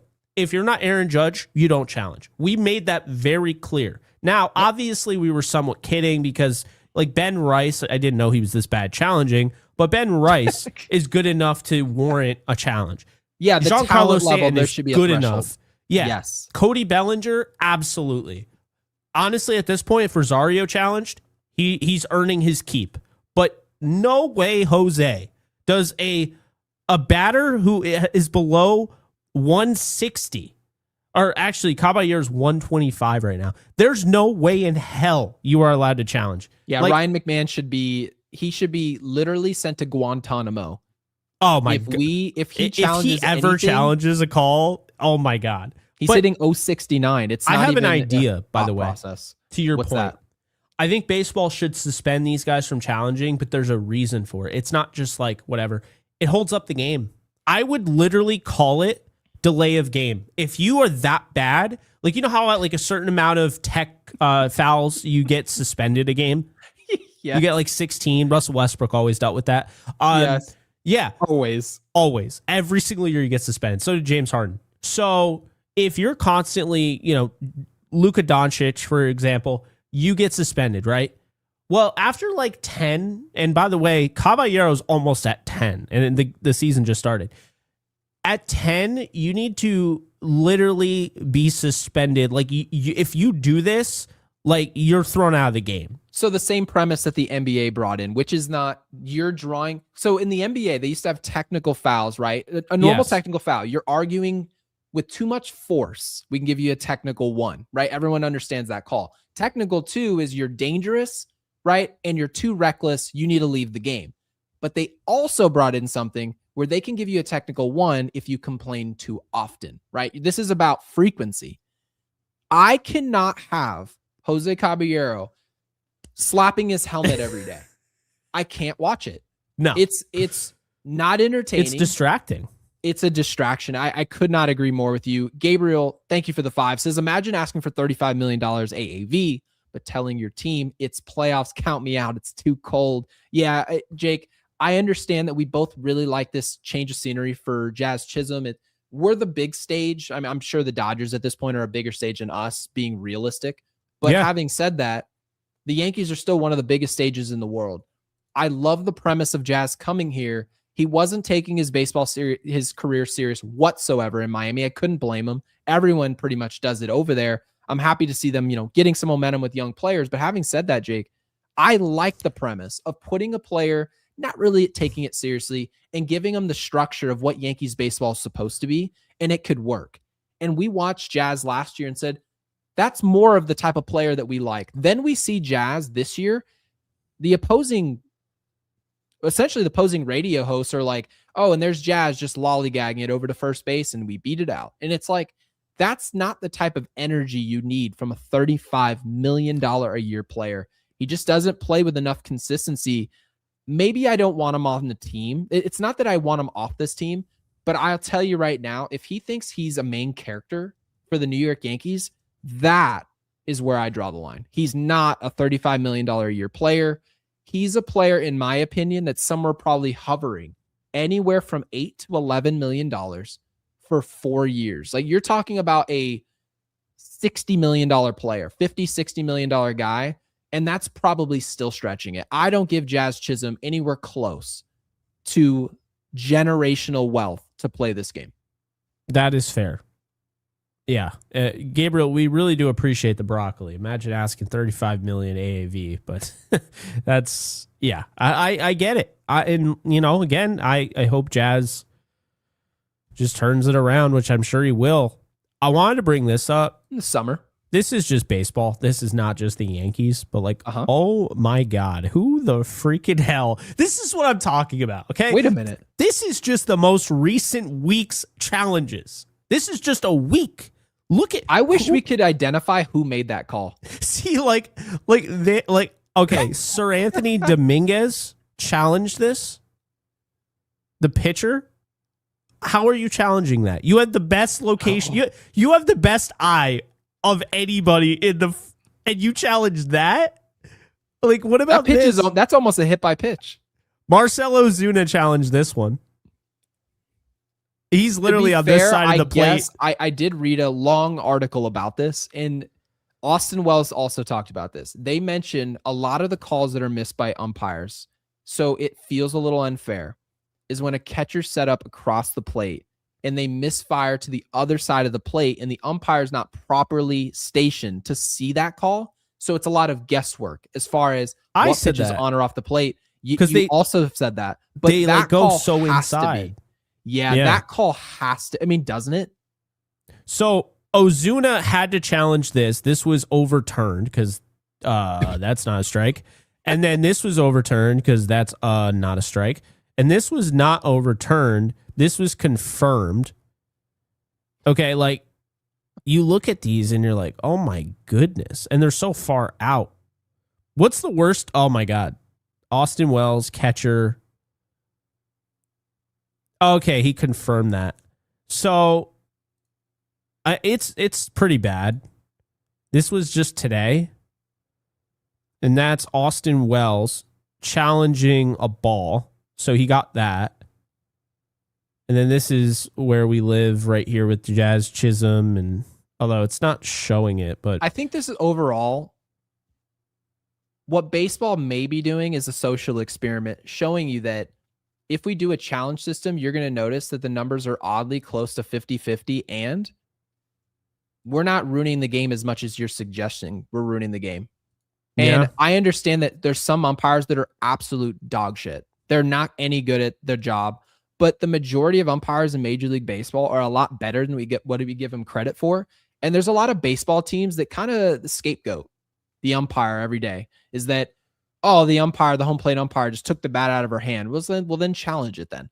And then they've been challenging it and it's been about 50-50. So I kind of like what we're unveiling about the fact that the umpires, while still wildly flawed, these players aren't much better at identifying the strike zone, if you will. Augustin Ramirez is 10-3. I think all 10 of those were against the Yankees. They sure were. Gary Sanchez, 3-1. Where's Austin Wells? 5-2, 71%. Trent Grisham is challenged pretty well, 3-1. Where's Ben Rice? Aaron Judge is 2-0. I thought he lost one, but apparently I'm just out of my mind. Caballero's 2-2. He's not 2-2. He's 2-2. Ben Rice, I don't think has won a challenge, so maybe I shouldn't be in the one column. I knew you were gonna laugh. Yeah, brother. I didn't think about it at the time, but God. you're. Oh, that checks out. Is what it does. Lawrence Butler just can't see the zone. I don't know. I'll get to some supers while we're digging here. Jazz Chisholm, Gabriel, thank you for the 5. Go ahead on Jazz. That checks out as well. Jazz doesn't know the zone. He just likes complaining just to complain. He should just wait till the summertime. Just put a mask on him while he goes and hits. Caballero isn't as bad as I thought. It just feels like he is. I still don't want him challenging. Jazz is absolutely no. Like, do not challenge under any circumstances. Ben Rice as well. No.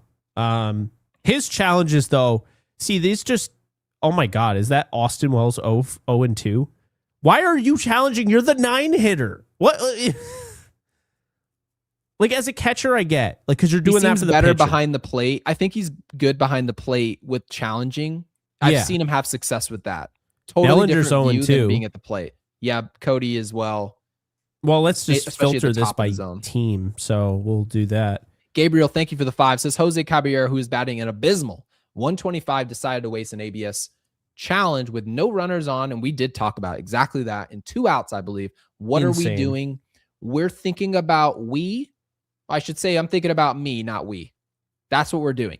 So if you really want to know why this is happening the way it's happening, not just with the Yankees, but other teams, is that some players are just in the deep end of the pool. They're not understanding that they're we guys, not me guys. They're not MVP talent. They are role players, and there's role players asking for calls on the corner like they're Barry Bonds. You need to know your lane. And I think we're getting outside of our lane right now, Gabriel. So thank you again for the 5. We really appreciate the broccoli and the 5 in general for helping support the channel. Liam Wallace, our favorite Red Sox fan, I believe, if I'm not mistaken. Thank you for the 2. And Liam Wallace again with another 2 says a couple notes. Rice should never sit. Jazz is bad. Jazz, I don't think Jazz is bad. I think Jazz is good against in the summer when everyone's all comfortable. And to be frank, everyone's hitting in the summer. Jazz hits in the summer. He doesn't hit when you really need him to hit. And that's not a bad player. That's a good, not great player. And good, not great players make millions of dollars, not 350 million. So Rice should never sit. I completely agree. But welcome back in. We really appreciate it. And Jake, we've got a banger here from Tangerine. My milkshakes. Thank you for the 20, my guy. Says, ever since A-Rod and Jeter retired, it doesn't seem like Cashman planned for a long-term solution at short and third base. Jake, you've talked about this as well. We've been. I mean, there was a point in our live chat earlier, I was reading it. Someone said, well, why did we get rid of Gio Urshela? And it's like, Gio Urshela wasn't good. Like, it's not like Gio Urshela was ever a really good player, but it goes to show you the level that he gave us was still far superior than a lot of what we've seen at the position the past 6 to 7 years. And that's not a great thing. So, goes back to what you've said about Manny Machado. Like, you don't get Manny Machado or Corey Seager or Trey Turner or any of those guys, right? Right. So what's your plan? Oh, we're just going to see if Chase Headley works out. Well, he doesn't, like the way that you're thinking. Okay, we'll just keep filtering in and out third baseman. Like, they never had a plan, but they could have easily just addressed it in free agency. The way you know they didn't have a plan is the lack of long-term deals at the third base position. How many 7-year deals? They also don't develop third basemen. No, they don't. Have they developed anybody at the hot corner? No, they developed shortstops that, for the most part, we've just had to flex over to third base occasionally. That's basically what they do. DJ LeMahieu is one of the other players. DJ LeMahieu eventually became so really unathletic at the second base position. We moved him over to third base. And Jake, you and I covered him in somewhat of a positive way. We did our absolute best, but you didn't develop a third baseman. And if you had, DJ LeMahieu certainly wouldn't have been over there. So we also had to move Jazz Chisholm to third, and then he started getting hurt because of it. We haven't developed a third baseman. Yeah, that's why they got Jeff Kent's kid, because they're like, we'll draft him as a shortstop. We'll just move him to third base. Caden doesn't work that way. It's the only thing that they do. So we'll see. I don't know. Yeah. So Milkshake says too much turnover at these positions. Does Cashman know how important stability is at those positions? No, he does not, because we currently have a third baseman who is on the second to last year of his career with the Yankees. Ryan McMahon will not be back with this team. I think that's that much is obvious, but he's now gone after next year. And then the Yankees are going to tell us we're going to go after Anthony Volpe. Very well might still be fluttering around with the team. And if the Yankees really like George Lombard Jr., then he'll probably go over to third base. And if that doesn't work out, we'll sign another veteran on a 1-year deal. And that's so far the Yankees' plan for the infield. So yeah, Milkshakes, it is pretty frustrating that we haven't figured out the third base position, because if you can't figure out that position and you want to win a World Series championship, you can't win a World Series with plug-in plays. You need some mainstays. You need guys that we just know, okay, that guy's a Bregman-esque guy, right? We know who our third baseman is, and there's just too much turnover at the position, unfortunately. Yeah, I know this is way early, but he's 18, but Dax Kilby is kind of my hope at this point. Because, I mean, this is the reality. They don't sign anybody. So it's like Bregman was right there, not just last year, twice, 2 years in a row. And they're like, we have Ryan McMahon. What are you worried about? And people are waiting for Alex Bregman to hit 320 and hit 40 bombs to be like, oh, I would spend that type of money for Alex Bregman. It's like, do you understand how much of an upgrade, like being real, how much of an upgrade Alex Bregman is? If he hit 274 for the Cubs this year, hit 23 homers, drove in 90. Do you have any idea how much better it is in terms of production than what the Yankees get? I'm going to compare him to food. So Alex Bregman is like what happens when you get like you're cracking up already. He is like he's a nice juicy Five Guys double cheeseburger, right? Okay.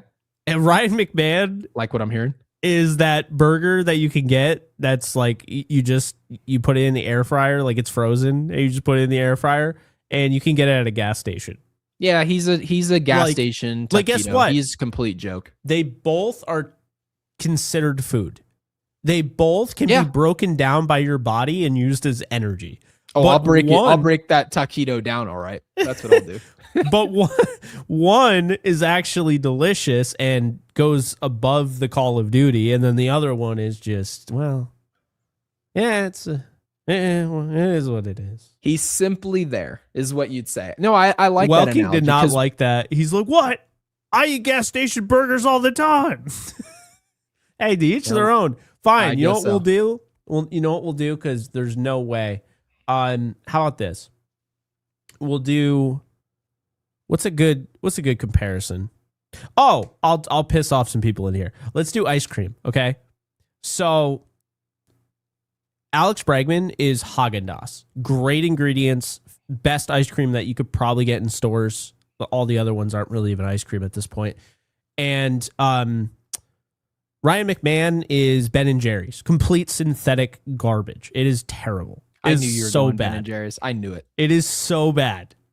And they both go in the same containers, right? Comparing Ryan McMahon to Ben & Jerry's is diabolical. Ben & Jerry's is atrocious. No, it needs a taste. You should look at the ingredients in that. I don't need to look at anything. It's awful. I'm here to tell you right now, there's not an ice cream on the market sold in Walmart, Target, Costco, Sam's Club. There's not a single outlet in the world today selling an ice cream that's bad enough to put it in this analogy. He's ass. He's not ice cream. He's buns. He's literally just streaks of turd on your underwear. He's not good. Cherry Bomb. Holy shit. Cherry Bomb, thank you for the 5. He's terrible, man. He's just straight up horrible to watch. He's a great guy, but this isn't politics. We're not trying to hire a good person trying to do his best. This is American sports, where you are quite literally either competent He's blue or not buddy. based on your output. My God. Yeah. Cherry Bomb, thank you for the 5. Says Gary feeling spicy tonight. Says, but he ain't wrong. Appreciate you guys. Happy to catch you live from the East Coast. Go Yanks. Yeah, we were able to get live a lot earlier tonight. It's still Cherry Bomb threw that in before you just, compared him to whatever the hell and that you was just easily, compared him to. That was easily my spiciest comment I've probably had this year. So yeah. Cherry Bomb, we really appreciate you being here. Really happy you were able to catch the live. Jay Spanton, thank you again for the 5. Yeah, we had no runs for the donation tonight. So thank you for the 5. Says between McMahon and Volpe laughing on the bench. Yeah, it did kind of bother me. I didn't want to bring it up on the podcast, but obviously you noticed it. And the 2 lost challenges to Jazz and Cabby. I was checked out by the 6 ABS patch for Judge and Big G. Yeah, I'd love to. We just put a little patch on our chests. Is, hey man, he's you don't generic get the challenge. I'm sorry, but I can't. But it would probably be not good for players' psyche knowing, hey, you're not good enough to challenge. And then now they have to go up to the plate and try to hit. So I don't really know about the system. Rich Squires, thank you for the 10. The Lemon says 50-50 my cheeks. Jazz will sooner get 50 Ks. If you notice, Rich, by the way, he says 50 blown challenges first. Rich, we did take the ticker off. My mom actually was asking me about that. And she's like, I think it might be time to take Jazz's ticker off there. He's just stealing bases and hitting no homers. But more importantly, it just looked ridiculous. I'm not waiting for him to hit homers. I'm waiting for him to hit, period. Yes. And he's hitting $170. He's not getting it done and he's making excuses. So it leads me to believe that he's waiting for it to get warm and he's not waiting to take accountability and improve how he's playing. So yeah, Rich, it's frustrating and I completely get it. But more importantly, thank you for all your support of the channel. We really appreciate it. Yeah. No, absolutely. We appreciate you, Rich. We've got some bombs in here. David with the steak. Oh, well, no, that's a boysenberry. That's a boys. Gosh, dang it. I can never remember the boysenberries. The boysenberry. What happened to all our supers? Didn't you read all of them? Did I? Yeah, you just read Rich Squires. And Rich. So this one was, so the boysenberry was next. Is that correct? I'm pretty sure, but now. Okay, good. I'm you got me a little panicky. I'm a little worried. So David, thank you for the boysenberry.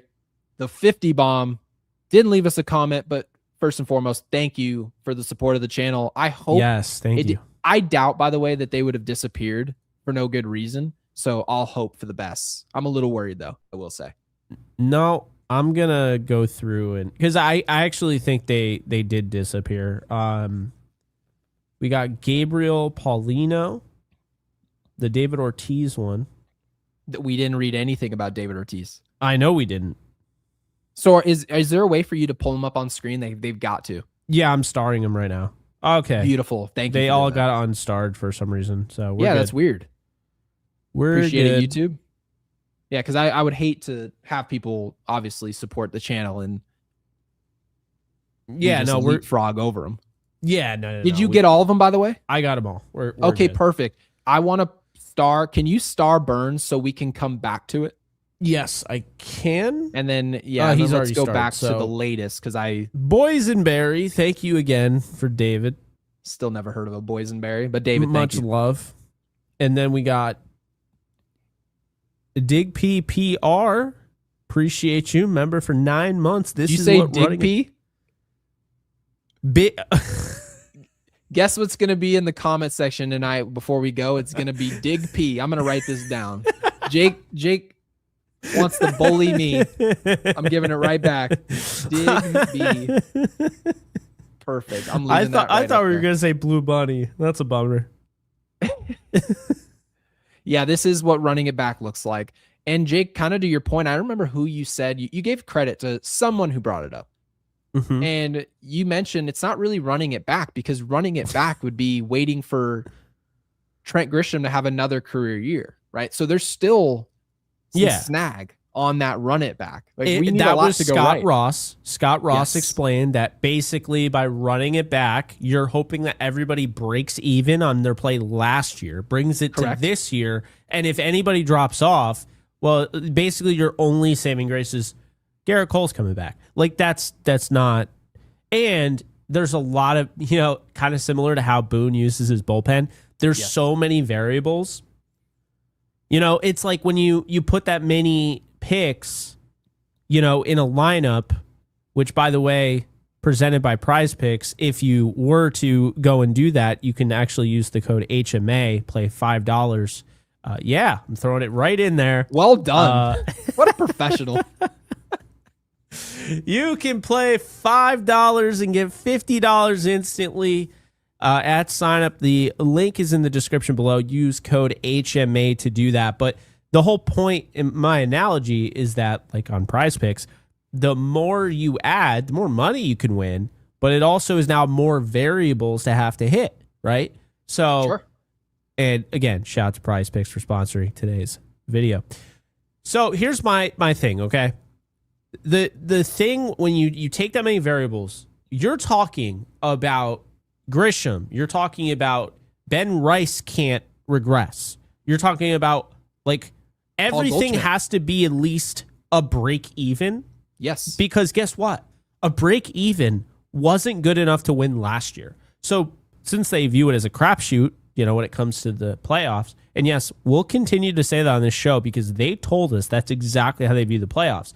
Yep. Since they view it as a crapshoot, they want a break even because they believe that, well, we'll get them next year with the exact same roster and we'll just roll the dice and the dice might just go in our favor that next year. But we want to at least give us the opportunity.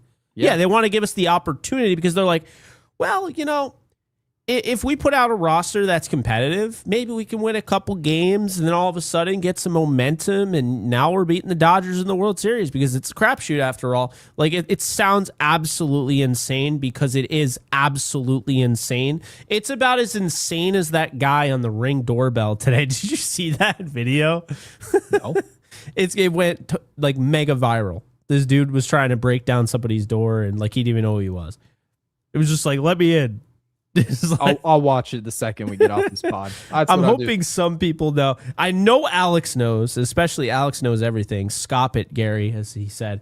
Oh, wait. So, Dig B is coming out at the very end of the show. Best believe. Oh, my God. I wrote that down. Is Burn next, by the way, or is it totally? It is Guy with the 5. I think Lombard to AAA. He could be ready for the summer. But Cash will say we are evaluating everyone, and we have Volpe and MC Suck ready to break out. Yeah. Who's MC Suck? Well, wouldn't that be what's his name at third base? McSuck? Oh, McSuck. I thought he was like MC Suck. No, that's McSuck. McDonald's should come out with a new Happy Meal. that's just called the Mick Ass.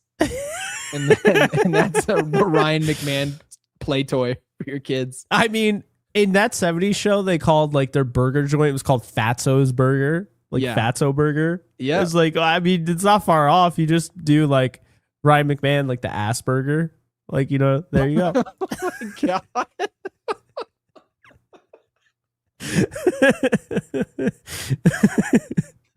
I don't think Ryan McMahon's going to be joining the pod anytime soon. Hey, you said way worse than I did. But I sure did. I'm going to see him on a golf course somewhere here in Scottsdale, and he's going to be like, yeah, hey, Gary, you're going to be paired up with Aaron Hicks and Ryan McMahon.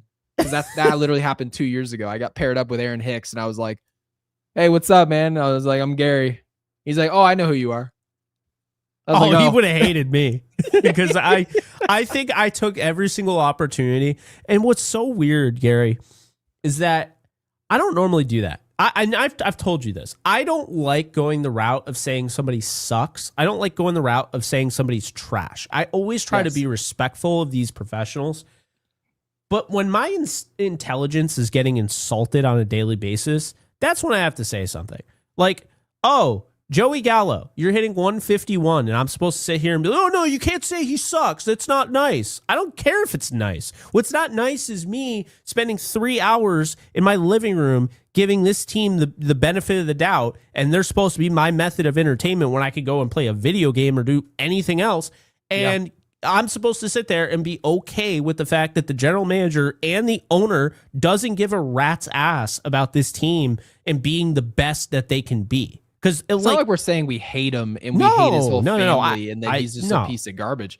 We're just saying when you compare this player and his output to the average good player at the position in Major League Baseball, he doesn't fare well. That's what sucks means. Aaron Hicks didn't suck at baseball. He just couldn't play to the standard that we clearly needed, right? He didn't. Anthony Volpe, wasn't worth same deal. 7 years, $70 million. Of course not. And he probably wasn't worth having on the roster long-term at all. The Yankees tried to get something cheap to happen by paying a player off of one good year in 2017. Awful. So having said that, that's not his fault. That's ours. So when we say he sucks, we're just having fun. That's all it is. Gabriel, thank you for the 20 bomb. We do have a lot of fun on this show. We do. Gabriel with the 20. Yeah, I didn't even see the super, so I'm glad you were able to find him. Says David Ortiz gave an interview in Spanish. They asked him what the reason why the Yankees are no longer a premium location for free agents, and he hinted at an internal issue. Said you have to ask Soto for the full answer. I'm going to tell you one thing, though. I'm not giving Juan Soto the benefit of the doubt. That dude is literally a mercenary. Jake, I'm really glad you mentioned mercenary. Juan Soto is not the locker room presence to ask him about a locker room. He's just not the guy. I'm not here to tell you that Juan Soto is just a cancer, a locker room cancer, and go over the top. I don't believe that. Because if he re-signed with the Yankees, I wouldn't be saying any of those things.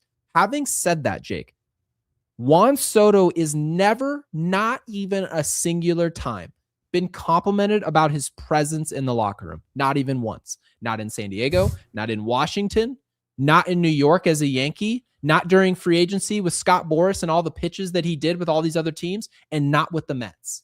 And you think I'm going to go ask him about what the situation is going on inside the Yankees locker room? I'm not going to ask him. But however, if you want to name a player and a David Ortiz, and by the way, David Ortiz has been around the block in Major League Baseball. He's a Hall of Famer. He deserves a ton of, obviously, I mean, we're going to respect what he has to say. But if you're going to talk to anyone, talk to a player that we say, yeah, that guy's always been a solution in the locker room, and then we'll take his word for it. I think that's more than fair. I don't say agree that Juan with Soto doesn't deserve. I don't agree with anything he said, which normally is the case because David Ortiz doesn't like the Yankees. And why he doesn't like the Yankees because he goes over the top because there was a lot of backlash about the commercial where he wore the Yankees hat. And then on top of that, there was a lot of, I remember there was a lot of buzz about him going to the Yankees at one point. So I think he overdoes it with this whole anti-Yankee stuff. Because I think he at one point did want to be a Yankee and that got out and now he has to kind of save face. It's kind of player I heard wanted to be a Yankee. Actually, I heard that from his mouth was Manny Ramirez. Manny Ramirez was supposed to go to the Yankees And he was told by a certain someone that I will leave nameless, that is very close to me, as you would expect, not to go. So that is my 2 cents of the night. Interesting.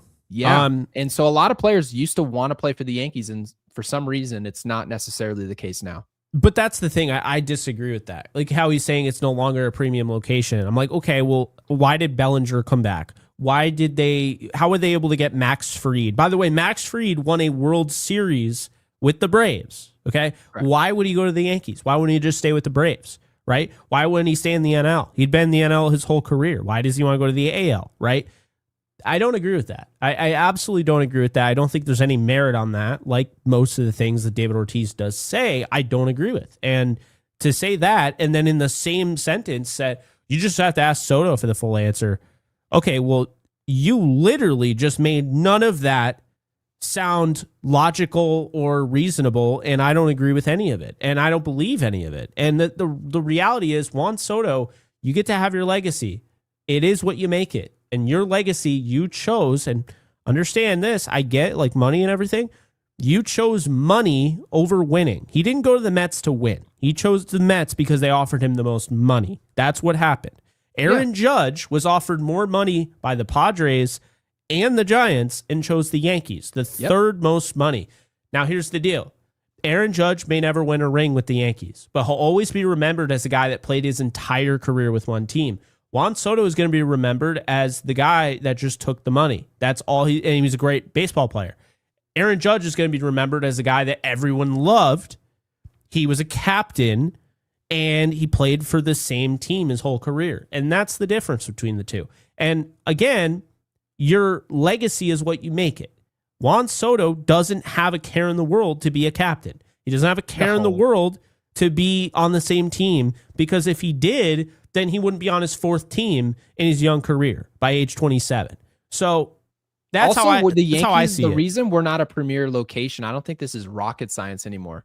The reason that we're not a premier location is the same reason that any team that doesn't land big-time free agents isn't a premier location. Who's a premier location, though? This is my thing. Like all I'm trying to say here, trying to say here is the definition of a premier location is the highest bidder. That's the definition for most. That's not even a real thing. That's not a real thing. So it's a buzz term.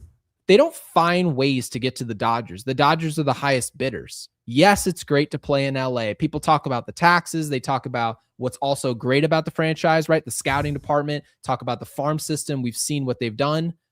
But in the end, the Dodgers got Edwin Diaz because they offered him the most money. That's why. It's not rocket science why they got Kyle Tucker. They said, we're going to put more of a premium on this player than anyone else will. Yeah, people might say we overspent $60 million a year on Kyle Tucker. What other franchise was going to do that? So did the Dodgers get Kyle Tucker because they're a premier location? And I believe they would be considered a premier location in baseball, right? They're a major market. But they get the players because they have more balls than anybody else. They spend more money. So I try to give...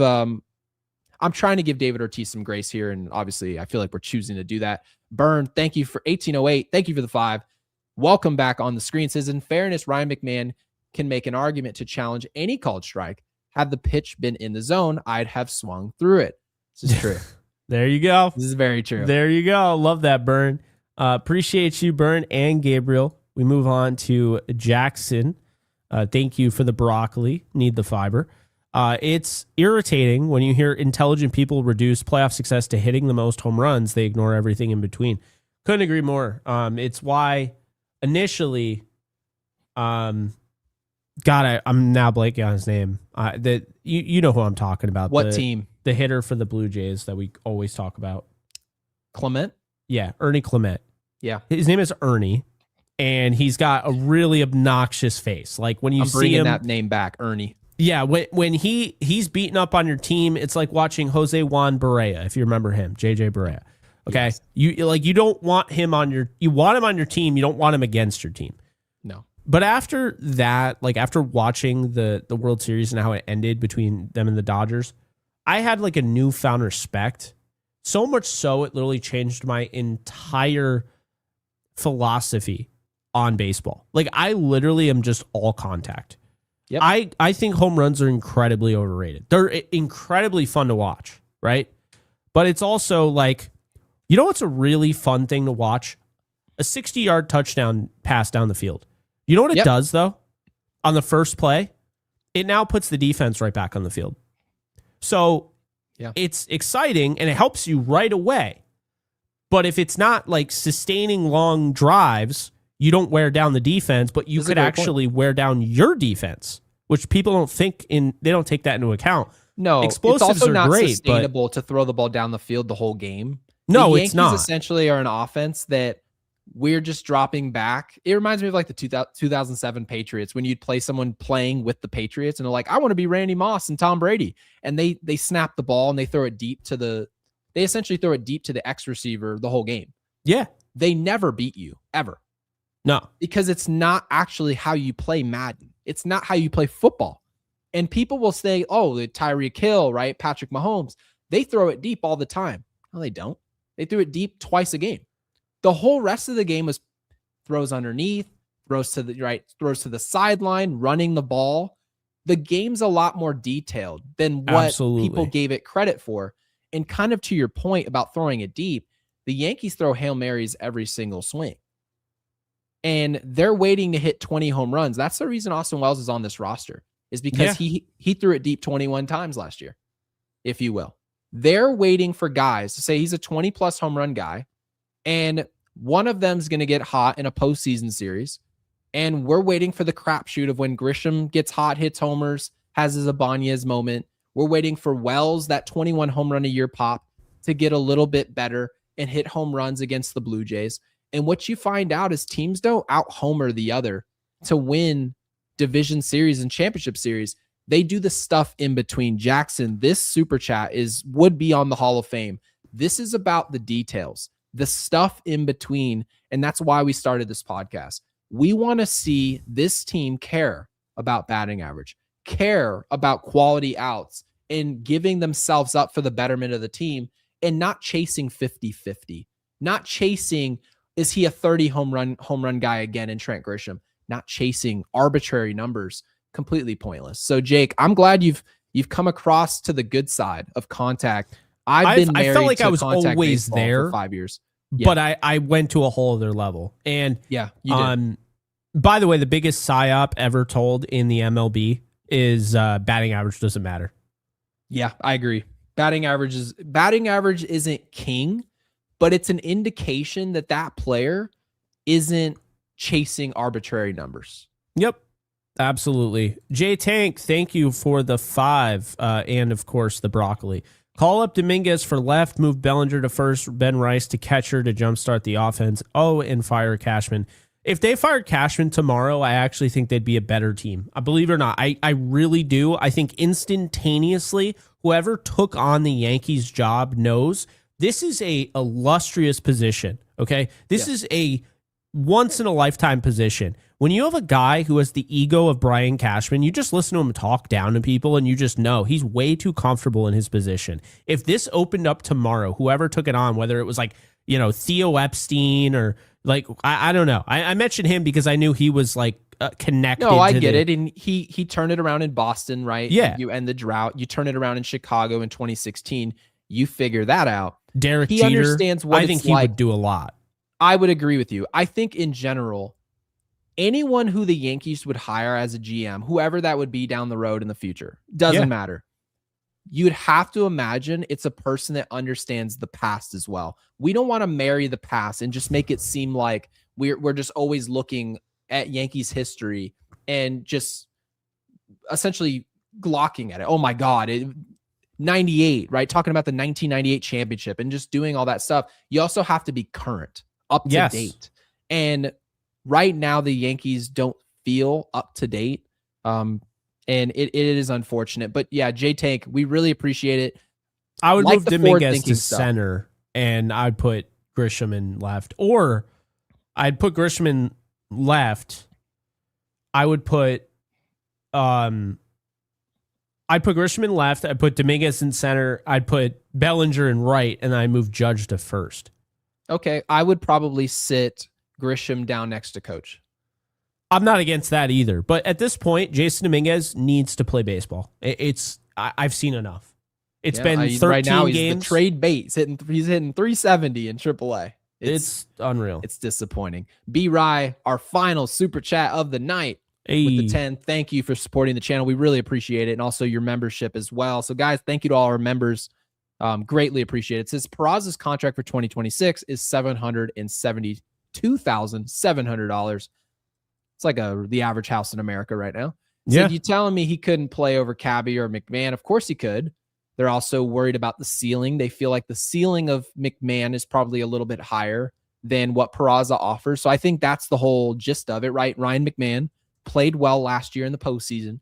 That was what their hope was, is that what he put together in October in that short sample size could be what Ryan McMahon looks like over 162. And that's what they're hanging their hats on. It's not a good plan, but it's their plan. And he said, I'm not saying Oswald is a good player, just terrible allocation of resources. There you go. Bingo. No, he's absolutely right. And I forgot about that. It's funny you forget because you're just like, okay, well, Ahmed Rosario, right? No, if they honestly had Ahmed Rosario and Oswald Peraza, look at this right now. Just so you know. This is what we're looking at. So basically, he offers nothing with the bat, right? Just like McMahon. Nope. But he's a 96th percentile fielder right now. He also has a lot of speed on the base paths, and he's got the arm. So that's actually exactly what the Yankees were really hoping for with Ryan McMahon. A 96th percentile fielder and a guy who is flirting with mediocre offense. And this guy does not, by the way, at his age 25 season, he doesn't cost $16 million a year. And by the way, this is not the option. This would be terrible. This would be bad news. I would be complaining about Peraza if he was at third base. Absolutely. I'd be complaining because I wouldn't know about Ryan McMahon. I wouldn't be thinking about him. So you have nothing to compare him to. But yeah, if we could have a player to play mediocre baseball, we'd rather him do it for cheap than to do it for $16 million. Yes. But I stand by my original point that I made about 3 or 4 episodes ago when I really started going in on the offense. And I think when we went in on the offense before everyone else, and then all of a sudden things started to unravel. They've lost 4 of the last 5. This is what I'll say. And we'll start wrapping up the show. The way I see it, and I'm going to stand by this point. Defense matters, but not as much as we have been led to believe. And I would take a hit with defense if it means I get a 300 bat that I get right now with Ahmed Rosario. Period. End of story. I don't care. I'll live with the bumps and bruises that you get of having him at third. I don't care. He's astronomically better than Ryan McMahon at the plate, and that's all I care about. Because guess what? Their defense isn't the reason they're losing games. It's the fact that they can't hit. And you know how I know that they can't hit? Because they're literally tied for last place in hits. It's a pretty good indication. It's the weather, Jake. We're the only team playing in the cold, apparently. By the way, the weather seems to be fine for Ahmed Rosario. Isn't that interesting? It is interesting. By the way, Gary, Ahmed Rosario just started getting consistent playing time, but he was hitting before the consistent playing time, right? So Ahmed? Yeah. So why is Grichuk struggling? It must just be colder for some players. I see. So yeah. Ben Rice. Is he hitting in different does he have he's in the same dugout, same locker room, same weather, because he's putting it together. Off the bench today. He's off to the best start of his career. Correct. He's honestly one of the best players in baseball right now. 342 batting average, 4 home runs, 12 RBIs, 1,200 OPS, which is third in the league. He's getting it done. Seems pretty good for hitting in a cold environment. Yep. You know what, Jazz? If you can't feel your hands, wear long sleeves. And wear one of those heated suits that you can wear under your jersey or your uniform. Just put them out there. Just put them out there in a wetsuit at this point. If you're going to complain about the weather, they should send them somewhere where it's warm. Send them to the Angels. Yeah, you go get a membership at Disneyland. You could take your family down there. You could take your girlfriend at the time. I don't care who they are. You can take them over to Disneyland and you can shoot the breeze in LA. And you can say, man, I really wish I took it a little bit more serious with the Yankees. Because I'm here to tell you right now, you may not care that much to be a Yankee. You may not.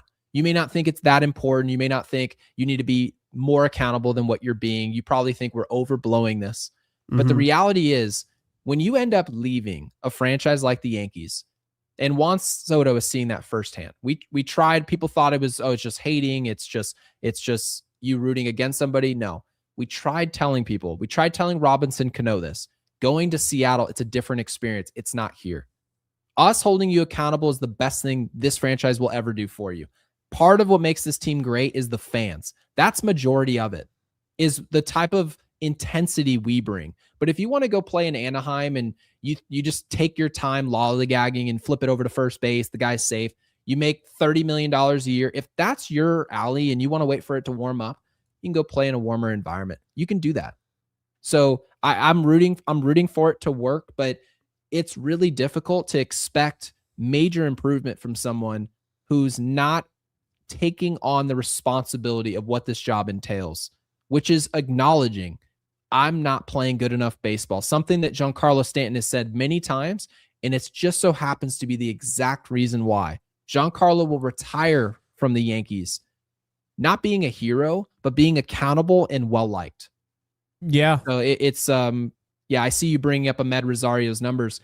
I would rather have offense right now than a premier glove that is obviously not premier right now. And this is trending up, by the way. This was lower. It's going up. So it's like, you know what I mean? 34th percentile. I can live with that. He's not 2 percentile. And by the way, we'll take that right now. Don't you remember there were a lot of people that wanted Bo Bichette, and including us, by the way. And Correct. He is a terrible defender. One of the worst defenders you'll ever see. Yep. I don't care about defense. Again, it's such a cop-out for the offense. It's basically like people don't want to admit that the Yankees just didn't score enough runs to win the World Series. It wasn't just the defense.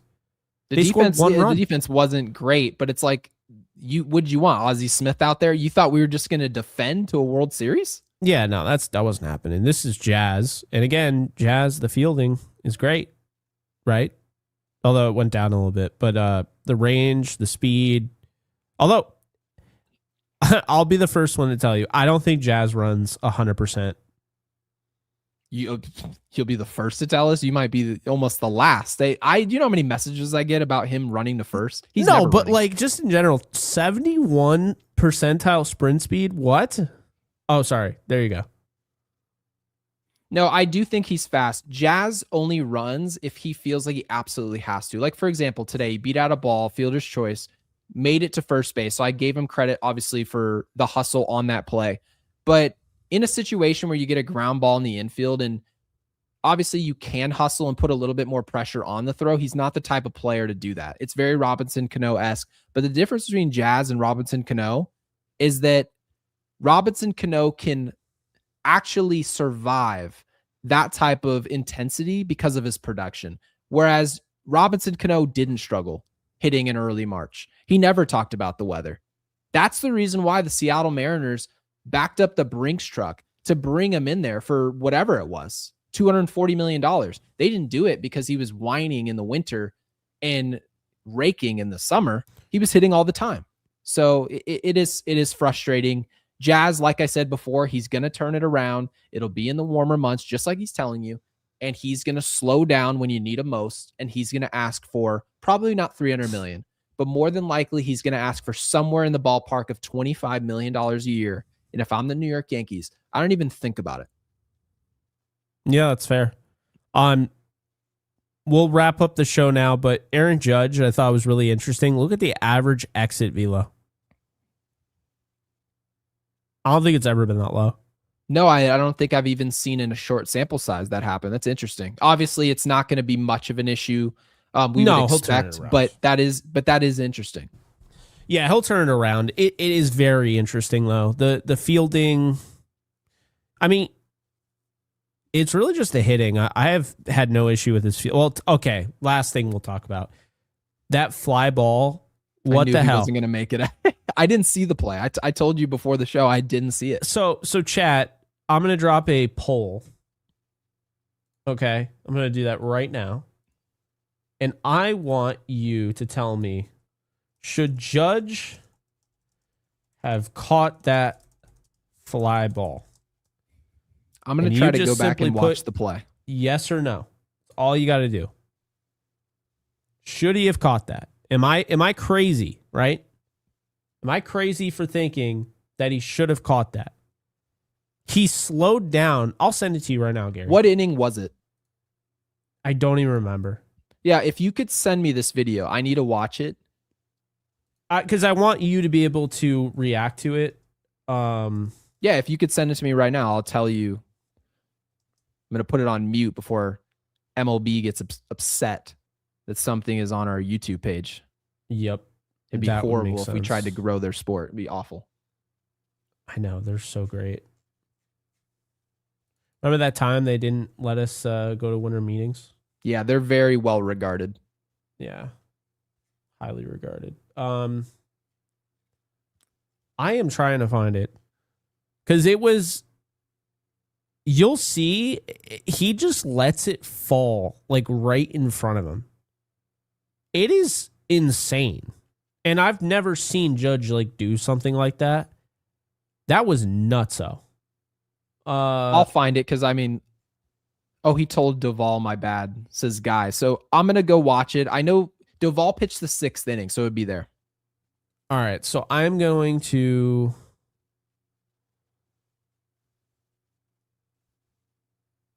I feel like every time we play at Tropicana, it feels like a fish tank. Like, it just seems like it smells like water in there.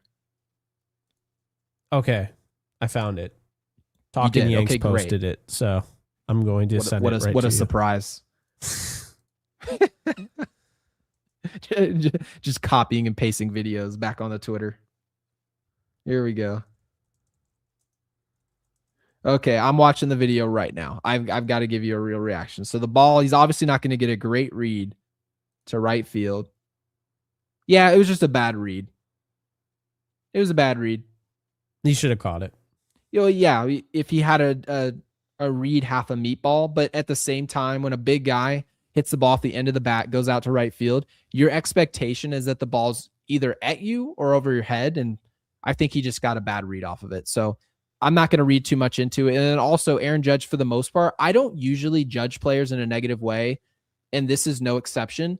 When more times than not, there's a solution at what it is I'm complaining about. Aaron Judge plays good defense for the most part. Yeah. I didn't complain about the drop fly ball in the World Series. The reason for it is I like the defense that he was giving us. That's so fair. Having said that, Aaron Judge, and he's not a center fielder anyway. He's not a center fielder. You made him be a center fielder because we wanted Juan Soto in right field, not left field. So I didn't complain. You can go back and watch all the shows. I never once complained. So having said all that, yeah, Judge's defense today didn't bother me. My only bother was the offense. We can't hit, man. It is just been terrible. And by the way, guys, if you're new here and you've stuck around for 2 hours and 2 minutes and 44 seconds, and you've somehow, some way managed to not subscribe to Yankees Unloaded, please be sure to do so. And also hit that bell icon so you're notified when we go live after every single Yankees game, whether it's the greatest game you ever saw or one of the worst like you saw today, where there was really hardly anything that went well. Luis Heel, we won't talk about him. The start stunk.